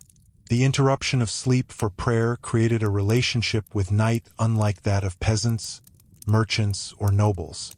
Monks trained themselves to wake at prescribed hours through repetition so constant that the body itself learned obedience to bells. This discipline reshaped perception of time. While ordinary villagers might experience night as uncertain and loosely measured, monasteries divided darkness into ordered intervals of devotion. Bells sounded through enclosed courtyards. Candles illuminated manuscripts. Chants echoed through stone chambers before dawn, while the surrounding countryside remained silent. There is something quietly remarkable about this. Entire communities voluntarily waking in freezing darkness to pray while much of Europe slept beyond monastery walls. To modern observers, it can appear extreme. But within medieval religious logic, such practices made emotional sense. The darkness symbolized both human vulnerability and spiritual watchfulness. Night became a test of persistence, and persistence mattered deeply in a world where comfort remained limited anyway. Medieval spirituality often emphasized endurance because endurance already structured ordinary life. Faith was not practiced apart from material hardship. It existed within it. Still, even among deeply religious communities, nighttime fear never disappeared completely. Chronicles and letters occasionally describe monks unsettled by storms, strange sounds, illness outbreaks, or political unrest nearby. The disciplined life did not erase ordinary human vulnerability. Bells could call men to prayer, but bells could also announce fire, attack, or plague deaths. And plague altered medieval nights perhaps more profoundly than any other experience. During epidemic outbreaks, darkness became associated with waiting. Families waited to see whether fever would break by morning. Priests waited for summons to the dying. Town officials waited for reports from neighboring districts. Entire communities listened anxiously to funeral bells counting losses. The psychological burden of plague nights must have been immense. Imagine a crowded medieval town during an outbreak. Streets unusually quiet after sunset. Windows shuttered earlier than normal. Fires burning behind closed doors while households avoided unnecessary contact. Somewhere in the distance, a cart moves slowly through darkness. Somewhere else, prayers continue beside a sickbed. And yet the next morning, bread still needs baking. This coexistence between catastrophe and ordinary necessity defined medieval existence repeatedly. Even during severe crises, daily rhythms continued because survival demanded continuation. Animals required feeding. Wells required maintenance. Children required care. Markets reopened cautiously. Fields could not simply be abandoned forever. The medieval night, therefore, became a place where fear and routine existed side by side without contradiction. This ability to continue amid uncertainty may be one of the most difficult medieval realities for modern audiences to fully imagine. We tend to separate normal life from crisis periods conceptually. Medieval people often experienced both simultaneously. A woman could spend the night nursing a sick relative and still rise before dawn to manage household labor. A watchman could fear violence while continuing predictable patrol routines. A merchant worried about plague might still need to negotiate shipments by morning. Darkness did not pause obligation, and because obligation continued, medieval people developed practical emotional habits around uncertainty. Prayer helped, routine helped, community helped, humor helped too, though medieval humor could appear surprisingly dark to modern tastes. Jokes about death, bodily discomfort, clergy, marriage, and bad luck circulated widely, partly because laughter softened fear. Night gatherings around fires often mixed seriousness with amusement naturally. Storytelling especially carried multiple functions at once. Stories entertained, preserved memory, warned listeners, reinforced morality, and passed time during long evenings when outdoor labor became impossible. Winter nights in particular encouraged oral culture because darkness created long shared hours indoors. And oral storytelling changes how people imagine the world. Unlike printed text, spoken stories live inside voice, rhythm, silence, and environment. A ghost tale told beside candlelight during a storm affects listeners differently than the same tale read silently in daylight. Medieval listeners experienced stories collectively and physically. They heard wind outside while listening. They watched flames move. They sensed other people reacting around them. Darkness became part of the storytelling itself. This helps explain why medieval folklore often feels deeply atmospheric. Forests, crossroads, bridges, rivers, abandoned buildings, graveyards, and lonely roads appear repeatedly because these were real places where visibility failed and uncertainty increased. The supernatural imagination grew naturally from environmental experience. But again, medieval people did not divide the world neatly into rational and irrational categories. A dangerous bridge could inspire both practical caution and supernatural stories simultaneously. The two reinforced one another rather than competing, and practical caution was often wise. Night travel genuinely remained hazardous for many reasons unrelated to folklore. Roads deteriorated quickly. Signage remained limited. Flooded crossings became difficult to detect. Criminal opportunism increased in isolated areas. Weather transformed conditions rapidly. Even experienced travelers preferred planning around daylight whenever possible. This made inns critically important institutions. A well-run inn represented more than business. It offered temporary protection from exposure, theft, weather, and loneliness. Travelers arriving after dark often judged inns immediately through small details: warmth, lighting, cleanliness, secure stabling, trustworthy staff, and the behavior of other guests. The emotional relief of reaching shelter before full darkness must have been powerful after difficult journeys. Inside, the atmosphere combined exhaustion and vigilance. Strangers shared space uneasily. Goods remained close at hand. Weapons might stay nearby. Yet conversation also flourished because travelers carried news from elsewhere. In a world without rapid communication, the traveler at night became a moving source of information. Wars, royal deaths, harvest failures, political disputes, miracles, trade opportunities, and rumors all entered communities through human arrival. The medieval night therefore connected local life to larger events beyond village boundaries. A distant kingdom's conflict could first become real to ordinary people through tired voices speaking beside in fires after sunset. And slowly, over centuries, this circulation of people, goods, and information began reshaping nighttime life itself. Larger towns experimented cautiously with organized lighting in limited areas. Watches became more formalized in certain cities. Commercial activity extended further into evening hours. But these developments did not eliminate darkness.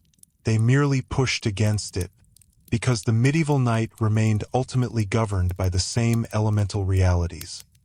Flame, weather, exhaustion, vulnerability, and the slow turning of the earth away from the sun. And for countless people lying awake in cottages, monasteries, taverns, castles, workshops, and crowded urban rooms, the deepest hours before dawn still carried that familiar sensation that the world had narrowed to a small circle of dim light surrounded by immeasurable shadow. And perhaps nowhere did that sensation feel more powerful than on the road. The medieval road at night occupied a strange place between practicality and imagination. Roads connected kingdoms, monasteries, ports, villages, markets, and courts. They carried grain, wool, wine, iron, salt, pilgrims, taxes, armies, letters, rumors, and disease.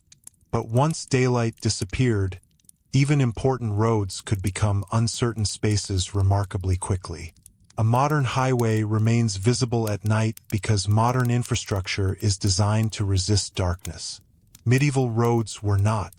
Many were little more than worn tracks shaped by generations of feet, carts, horses, and weather. Rain transformed them into mud. Winter froze them unevenly. Floods erased sections entirely. Dense forest narrowed visibility. In remote regions, even experienced travelers depended heavily on memory and local knowledge. This is why medieval people oftentimes travel with extraordinary care. Leaving too late in the afternoon carried real consequences. A merchant delayed by broken equipment, bad weather, or difficult negotiations might suddenly face a difficult decision as dusk approached. Continue traveling through uncertain darkness, or search for shelter before the road became impossible to read. And reading the road was a genuine skill. Travelers learned to recognize subtle signs almost unconsciously. Ruts, tree markings, changes in soil texture, familiar hills against fading twilight, the smell of water nearby, distant bells indicating a settlement beyond visibility. Medieval movement relied on environmental awareness in ways many modern people rarely experience. At night, those signals weakened. Darkness compressed the visible world into narrow fragments illuminated by moonlight, stars, torches, or lanterns.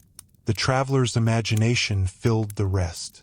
And imagination works differently when consequences feel immediate. A branch cracking nearby in daylight might barely register. At night, it demanded interpretation. Was it an animal? Another traveler? A thief? A deer crossing brush? A shifting tree in the wind?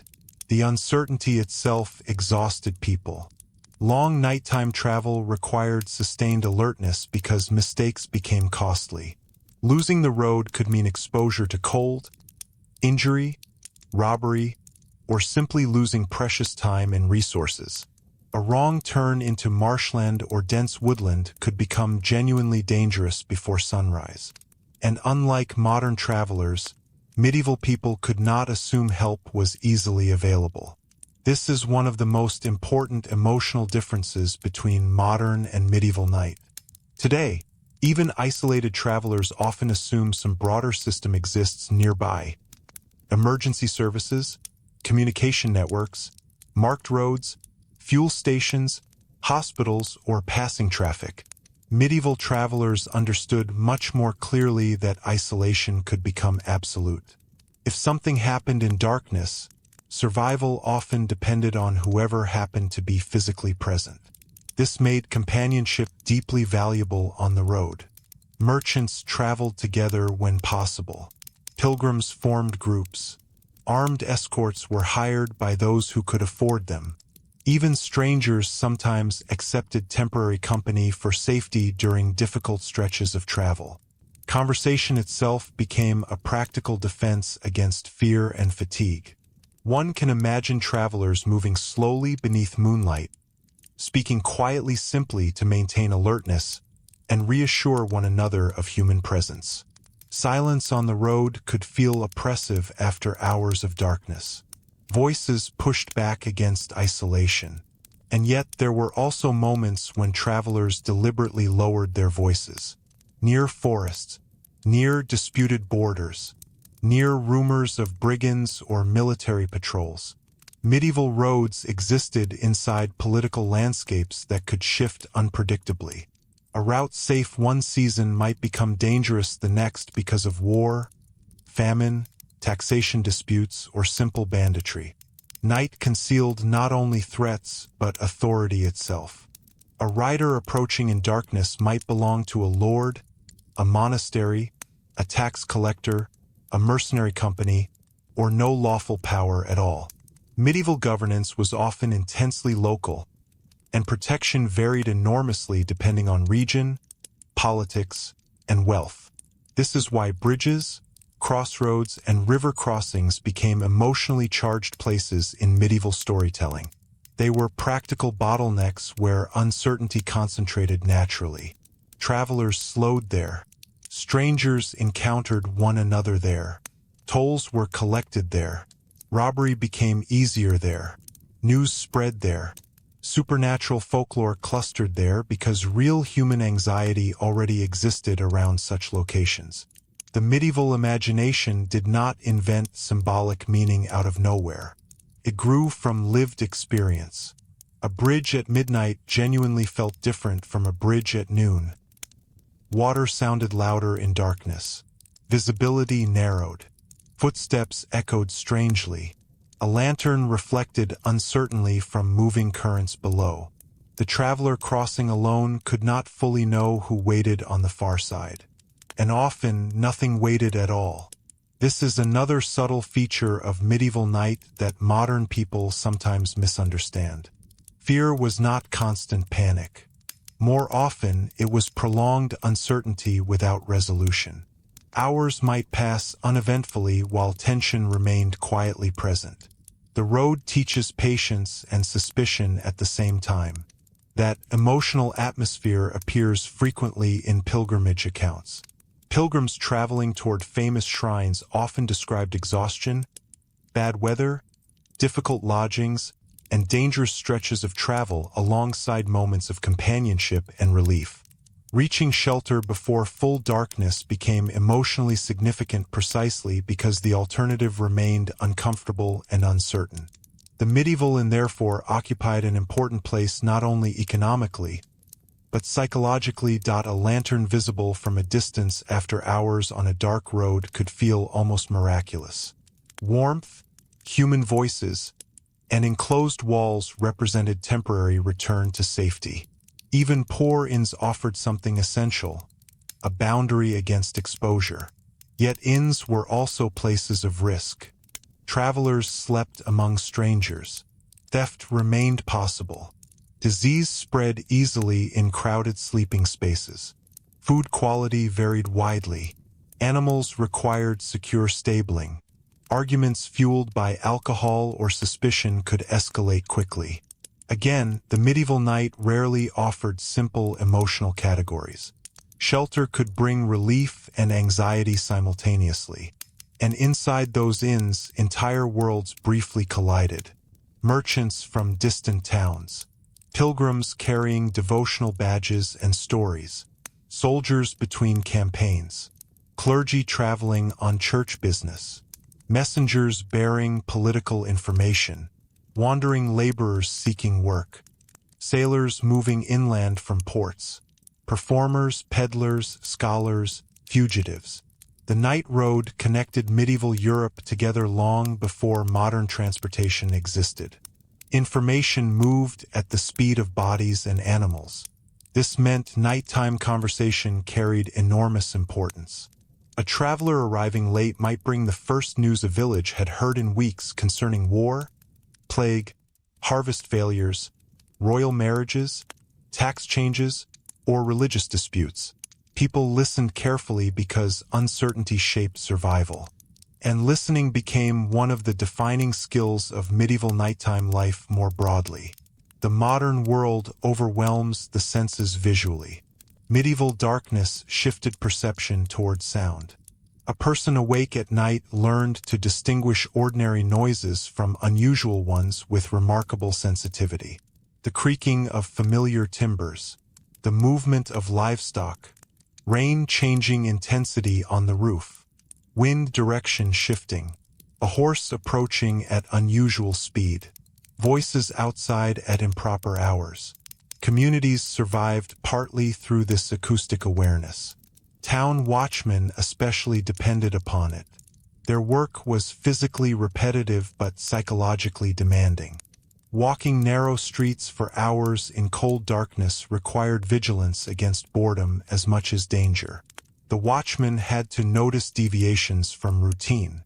A door unexpectedly open, an unattended flame, footsteps running, drunken shouting becoming violent, smoke where none should appear. Most nights probably passed without dramatic incident. But because catastrophe remained possible, attention itself became labor. And this labor was exhausting.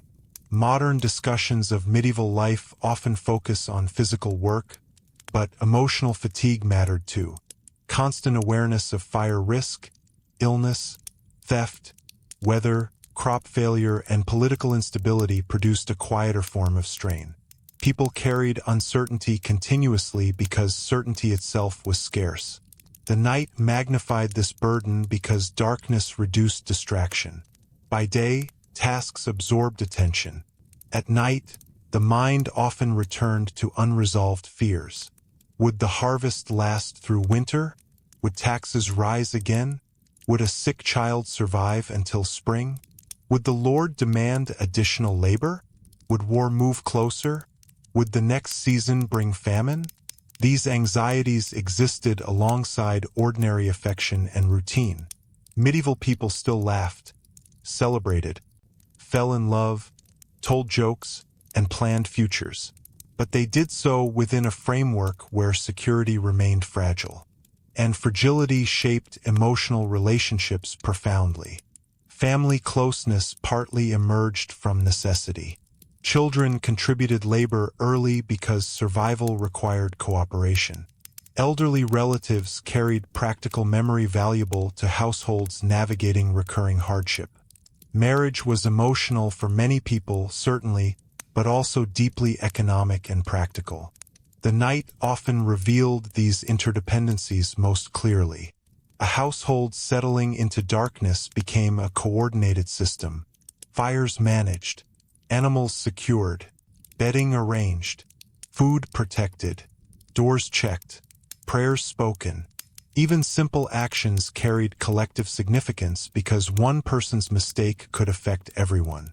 In this sense, medieval night reinforced communal thinking. The modern ideal of extreme personal independence would have seemed unrealistic to many medieval communities. Survival depended too heavily on networks of obligation, familiarity, and mutual response. Isolation remained frightening partly because human beings truly needed one another more directly. This is also why exile appeared so frequently as punishment in medieval law and literature. To be removed from familiar social structures meant exposure not only emotionally, but materially. The lone traveler in darkness symbolized vulnerability because communities understood how difficult survival alone could become. And yet solitude did exist, especially within religious traditions. Hermits, anchorites, and solitary religious figures occupied a fascinating place in medieval society because they intentionally embraced conditions most people feared. Living alone near forests, roads, or church walls, they transformed isolation into spiritual discipline. But even these figures rarely existed entirely outside society. Villagers brought food. Pilgrims sought advice. Religious reputations spread through local networks. Complete isolation remained difficult in practice.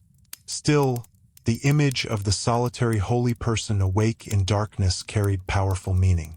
It suggested mastery over fears ordinary people still struggled with. Whether such mastery truly existed is another question, because medieval darkness affected everyone biologically. Exhaustion altered mood. Winter deprivation affected health. Poor sleep affected judgment. Malnutrition intensified vulnerability to cold and illness. Medieval people interpreted these experiences through religious and cultural frameworks, but the physical realities remained constant. Bodies respond to darkness in predictable ways across history, and one of the most interesting medieval adaptations to this reality involved communal timing. Bells structured life not merely for convenience, but for psychological orientation. In darkness especially, bells reassured people that order continued beyond individual households. A monastery bell before dawn, a curfew bell at evening, a warning bell during fire, a funeral bell carrying through fog. Sound connected isolated listeners into shared awareness. This may be one reason silence itself sometimes became unsettling. Total silence could suggest abandonment, snowfall, death, or interruption of ordinary life. Medieval nights were quieter than modern ones, certainly, but they were not empty. Communities expected certain recurring sounds. The absence of expected sound often mattered more than noise itself. A mill unexpectedly still. No bells from a nearby church. No animals stirring in a stable. No travelers arriving on a road usually active. The medieval mind constantly interpreted environmental patterns because survival rewarded attentiveness. And this attentiveness extended upward into the sky. Without urban light pollution, the medieval night sky appeared extraordinarily vivid. Stars provided navigation, seasonal orientation, religious symbolism, and practical information all at once. Sailors especially relied on celestial observation with remarkable sophistication long before modern instruments simplified navigation. But ordinary villagers also knew the sky intimately. They recognized seasonal constellations. They tracked moon phases naturally. They noticed unusual eclipses, comets, meteors, and planetary brightness because the sky remained visible and emotionally significant in everyday life. A bright comet appearing over a medieval town could provoke intense conversation precisely because people observed the heavens so closely. And here again, practical observation mixed naturally with symbolic interpretation. Medieval astronomy and astrology coexisted in complicated ways. Learned scholars tracked celestial motion mathematically, while ordinary communities attached moral or prophetic meaning to unusual events. Night encouraged this blending because darkness naturally directed attention upward. A modern city often hides the sky behind electric glare. Medieval darkness revealed it constantly, and that sky reinforced another emotional reality medieval people understood deeply. Human life felt small against natural cycles. Seasons returned regardless of political ambition. Winter arrived despite wealth. Storms ignored social rank. Dawn followed night with reassuring regularity, but human survival within those cycles remained uncertain. This humility before environmental reality shaped medieval consciousness far more than many modern societies experience. It influenced architecture, religion, agriculture, sleep, travel, labor, and emotional expectations alike. And perhaps nowhere was this humility more visible than in the way medieval people greeted the first signs of dawn after difficult nights. The transition from darkness to morning was gradual then. No electric lights softened the contrast. Dawn unfolded visibly through changing shades of sky, faint outlines emerging from blackness, frost becoming visible on fields, smoke rising again from chimneys, and the first sounds of labor slowly returning. Roosters called. Doors opened. Buckets moved toward wells. Fires were stirred back to life. Bread ovens reignited. Animals fed. Morning was not merely another time of day. It was the restoration of visibility, movement, and social certainty. Things hidden during darkness became knowable again. Damage could be inspected. Travel resumed. Messages delivered. Markets opened. Neighbors greeted one another openly. The medieval world breathed differently once light returned. And yet, even as dawn restored confidence, the memory of darkness remained close, because everyone understood that evening would eventually come again, bringing with it the same narrowing of sight, the same dependence on flame, the same uncertainty beyond the edges of light. And as Europe slowly moved toward later medieval centuries with growing cities, expanding trade, changing technologies, and increasingly organized forms of urban authority, the relationship between people and the night would continue evolving in subtle ways that few at the time could fully recognize. And as Europe slowly moved toward later medieval centuries with growing cities, expanding trade, changing technologies, and increasingly organized forms of urban authority, the relationship between people and the night would continue evolving in subtle ways that few at the time could fully recognize. At first, those changes seemed small. A few more lanterns in wealthier districts, larger taverns staying active later into the evening, more organized night watches in prosperous towns, merchants pushing travel schedules harder in pursuit of profit, bells regulated more precisely by mechanical clocks rather than older seasonal rhythms. But beneath these practical adjustments, something deeper was slowly shifting. The medieval night had long been accepted as a force that shaped human behavior. Gradually, in certain places, human institutions began attempting to shape the night instead. This did not happen suddenly, and it certainly did not happen evenly. A great commercial city in northern Italy experienced darkness differently from a remote farming village in Scotland or a small settlement in Eastern Europe. Medieval Europe was never one unified world moving in perfect synchronization. But across many regions, urban growth created pressure to extend activity beyond daylight hours. Trade encouraged this transformation. Markets expanded. Banking networks became more sophisticated. Port cities grew busier. Craft production intensified. Merchants sought efficiency wherever possible. And darkness increasingly appeared not only as a natural condition, but as an economic limitation. Yet overcoming that limitation remained extraordinarily difficult. Artificial lighting was expensive, dangerous, and weak by modern standards. Even where cities attempted organized street illumination, the results were partial at best. A lantern hanging over a corner or gateway did not erase darkness. It simply interrupted it briefly, and interruption is perhaps the best way to understand late medieval urban light. The city at night became a patchwork of visibility. Bright tavern windows spilling onto muddy streets. Workshops glowing faintly behind shutters where labor continued late. Candles moving through upper windows as households prepared for sleep. Watch lanterns swinging slowly through alleys. Monastery lights remaining visible before dawn.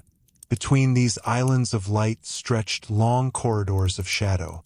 Modern viewers often imagine historical darkness as uniform blackness, but medieval night was more fragmented than that.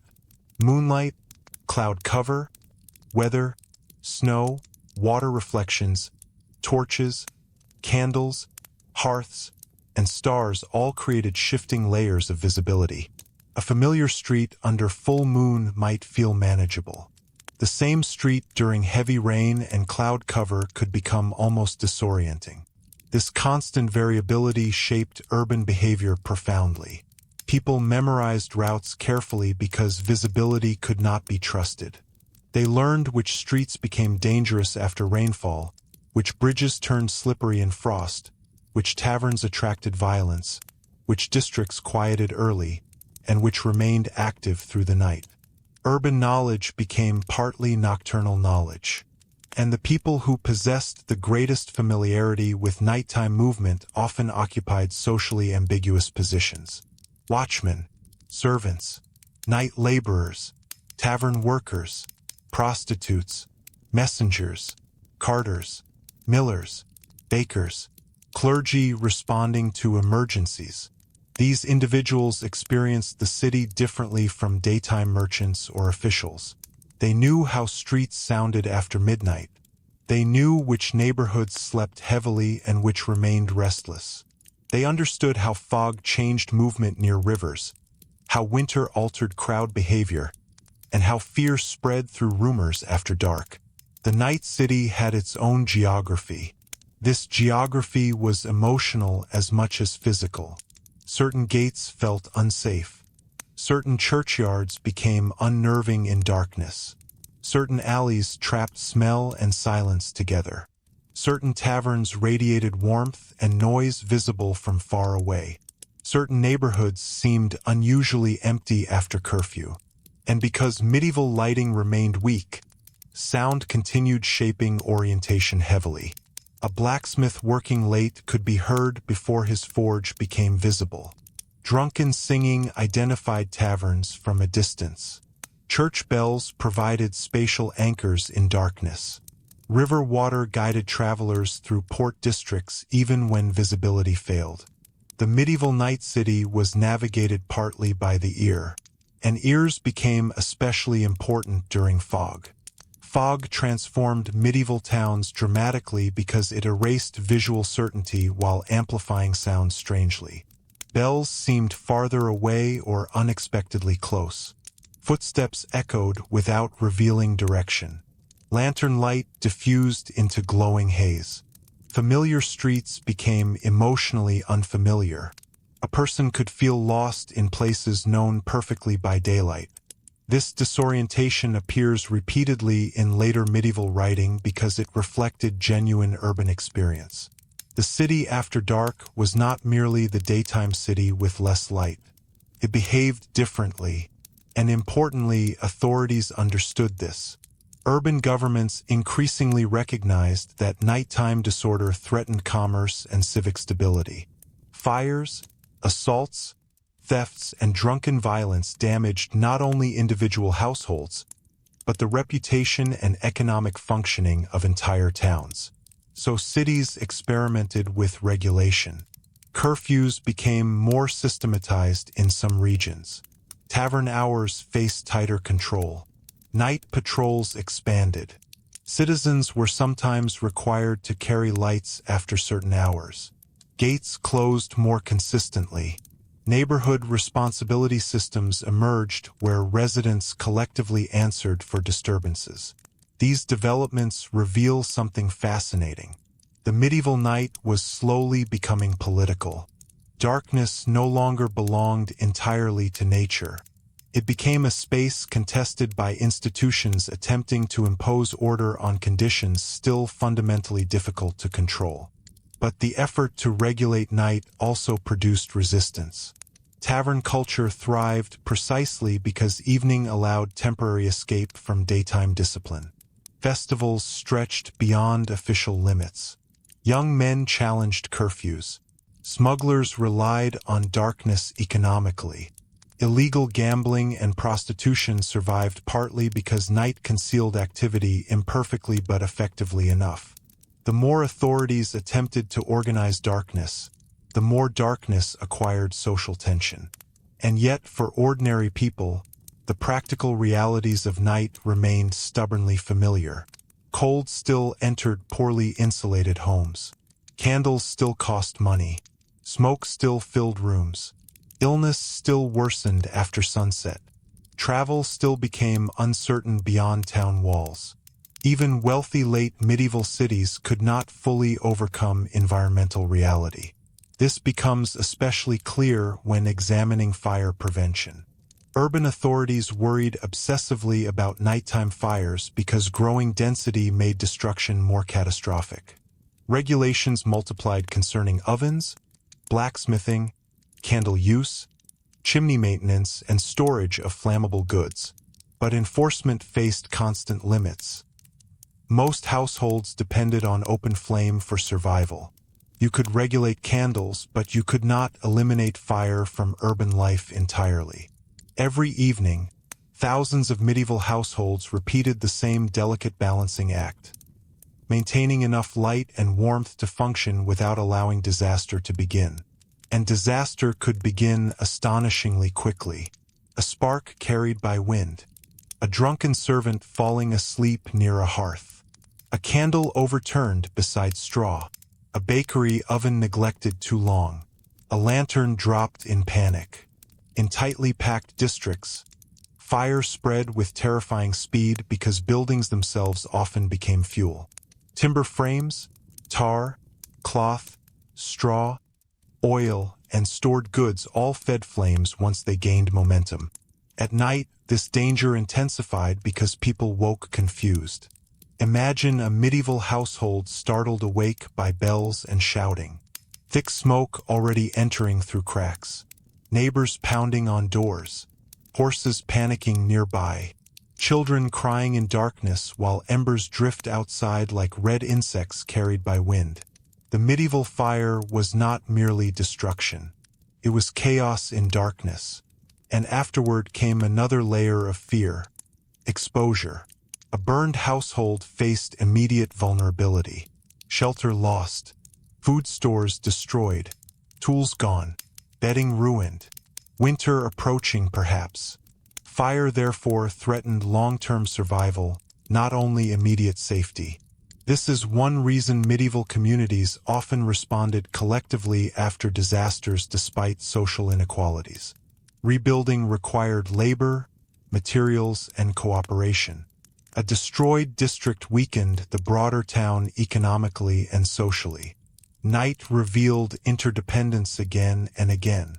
Even the wealthy depended ultimately on servants, guards, laborers, craftsmen, and surrounding communities to maintain order. Medieval hierarchy was real and often harsh, but no household existed entirely alone. And nowhere did this become more obvious than during illness. By the later Middle Ages, hospitals and charitable institutions existed in many towns, but home care remained central. Most sick people were treated where they lived, surrounded by family or neighbors. Nighttime illness therefore transformed entire households. Sleep disappeared. Schedules shifted. Candles burned longer than budgets preferred. Prayers increased. Fear settled into rooms quietly. The emotional experience of watching over the sick at night has changed remarkably little across history. Hours stretch strangely. Small physical changes feel enormously important. Every sound gains significance. Is breathing improving? Is the fever breaking? Will dawn bring recovery or decline? Medieval people asked these questions constantly because medicine remained uncertain and mortality familiar. But familiarity with death did not reduce grief.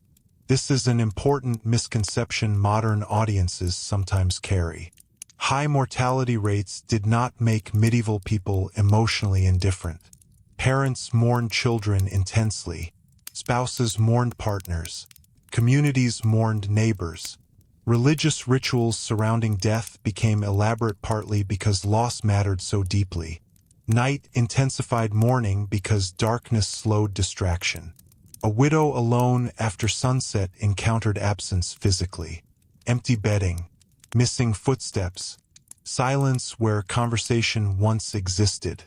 Medieval grief unfolded inside homes still shaped by the dead person's labor and presence. And because communities were tightly interconnected, death altered collective nighttime life too. Funeral bells sounded through entire towns. Candles burned beside bodies awaiting burial. Neighbors gathered in evening vigils. Prayers for the dead continued after dark. Cemeteries themselves often stood close to churches within active settlements, meaning the dead remained physically near everyday life. The medieval relationship with death was therefore more spatially intimate than many modern experiences. Night reinforced this intimacy.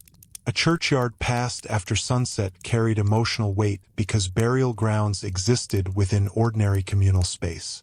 The boundary between the living and the dead felt socially closer, not necessarily because medieval people constantly feared ghosts, but because mortality remained visibly integrated into daily existence. And visibility matters enormously in shaping emotional culture. Modern societies hide many forms of discomfort institutionally. Medieval societies could not. Illness, death, poverty, smoke, cold, labor, and darkness remained physically present within ordinary environments.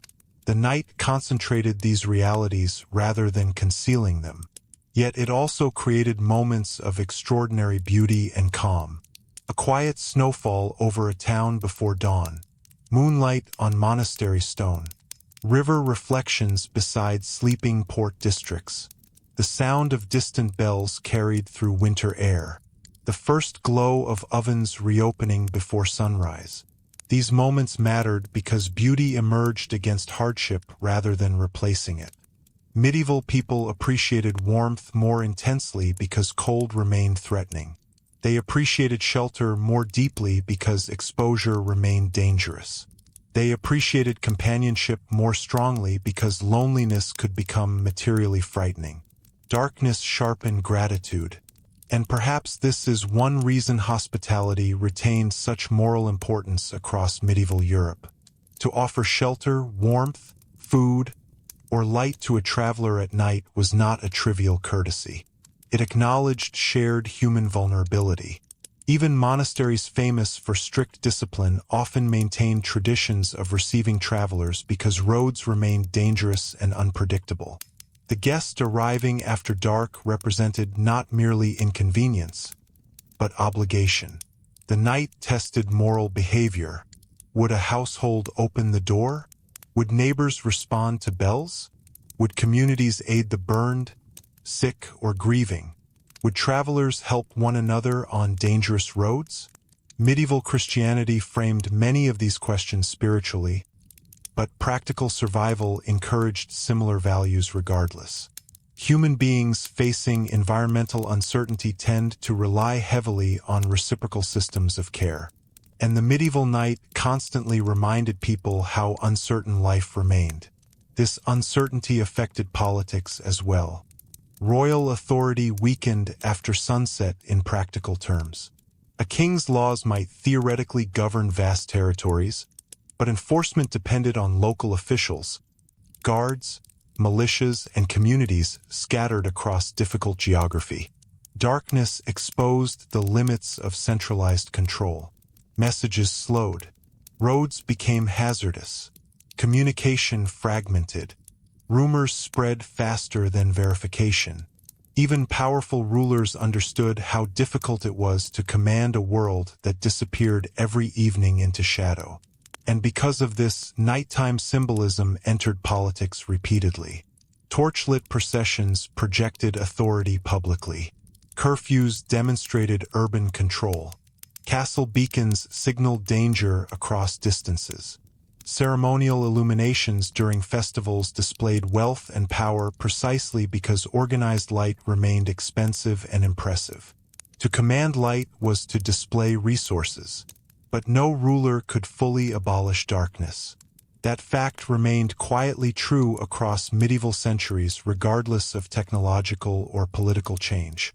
The night always returned. Winter always lengthened shadows again. Storms still extinguished lanterns. Fog still erased roads. Human beings still depended on fragile flames against enormous darkness. And perhaps the most revealing thing of all is that medieval people rarely imagined this condition as temporary. For them, darkness was not a historical problem waiting to be solved by future innovation. It was part of reality itself. Human life unfolded within cycles of light and shadow that seemed permanent, ancient, and unavoidable. This assumption shaped emotional expectations in ways difficult for modern viewers to fully recover. Because we live after the conquest of darkness, or at least after the partial illusion of its conquest. Artificial illumination allows modern cities to continue functioning almost uninterrupted through the night. Medieval people never possessed that illusion completely. They knew night still belonged partly to forces beyond human control. And so each evening, across villages, ports, monasteries, castles, workshops, inns, and growing cities, the same ancient sequence repeated itself once more. Fires were checked, doors secured, candles trimmed carefully, animals settled, bells marked the hour, voices softened, roads emptied gradually, and beyond the final pools of lantern light, the larger darkness waited patiently for the world to turn toward it again. And beyond the final pools of lantern light, the larger darkness waited patiently for the world to turn toward it again. It was a darkness that shaped thought, behavior, devotion, and imagination. One that taught medieval Europe lessons about vulnerability, community, endurance, and observation that modern convenience has largely obscured. Every hearth flame, every shuttered door, every tolling bell, and every careful step along a winding, moonlit road carried a quiet significance, reminding those who lived within it that life was both fragile and interconnected. This is why medieval nights felt darker, quieter, and more unsettling, not as a product of fear alone, but as a mirror of human experience finely attuned to the world's limitations and rhythms. In that deep stillness, ordinary acts became monumental. Tending fire, feeding animals, comforting the sick, listening for footsteps, noticing patterns in wind and stars. Night was a teacher, a measure of social cohesion, a test of resilience, and, paradoxically, a space where intimacy and reflection thrived precisely because the world beyond was so uncertain. So when we imagine the medieval night, it is worth remembering that the shadows were never empty. They were alive with human presence, possibility, and the slow, deliberate negotiation between survival and understanding. Every cautious step, every flickering candle, every whispered story carried meaning, and every dawn that followed carried both relief and the quiet memory of all that had been endured in darkness. And for those watching, perhaps the most remarkable lesson is that the medieval night, so alien in its intensity yet so familiar in its emotional texture, remains a reminder of the human capacity to navigate uncertainty, to adapt, and to find calm in the midst of the unknown. If you found this glimpse into the medieval night compelling, consider subscribing quietly to explore more histories that unfold in calm, thoughtful detail, and let us know in the comments which hidden corners of the past you'd like to wander through next.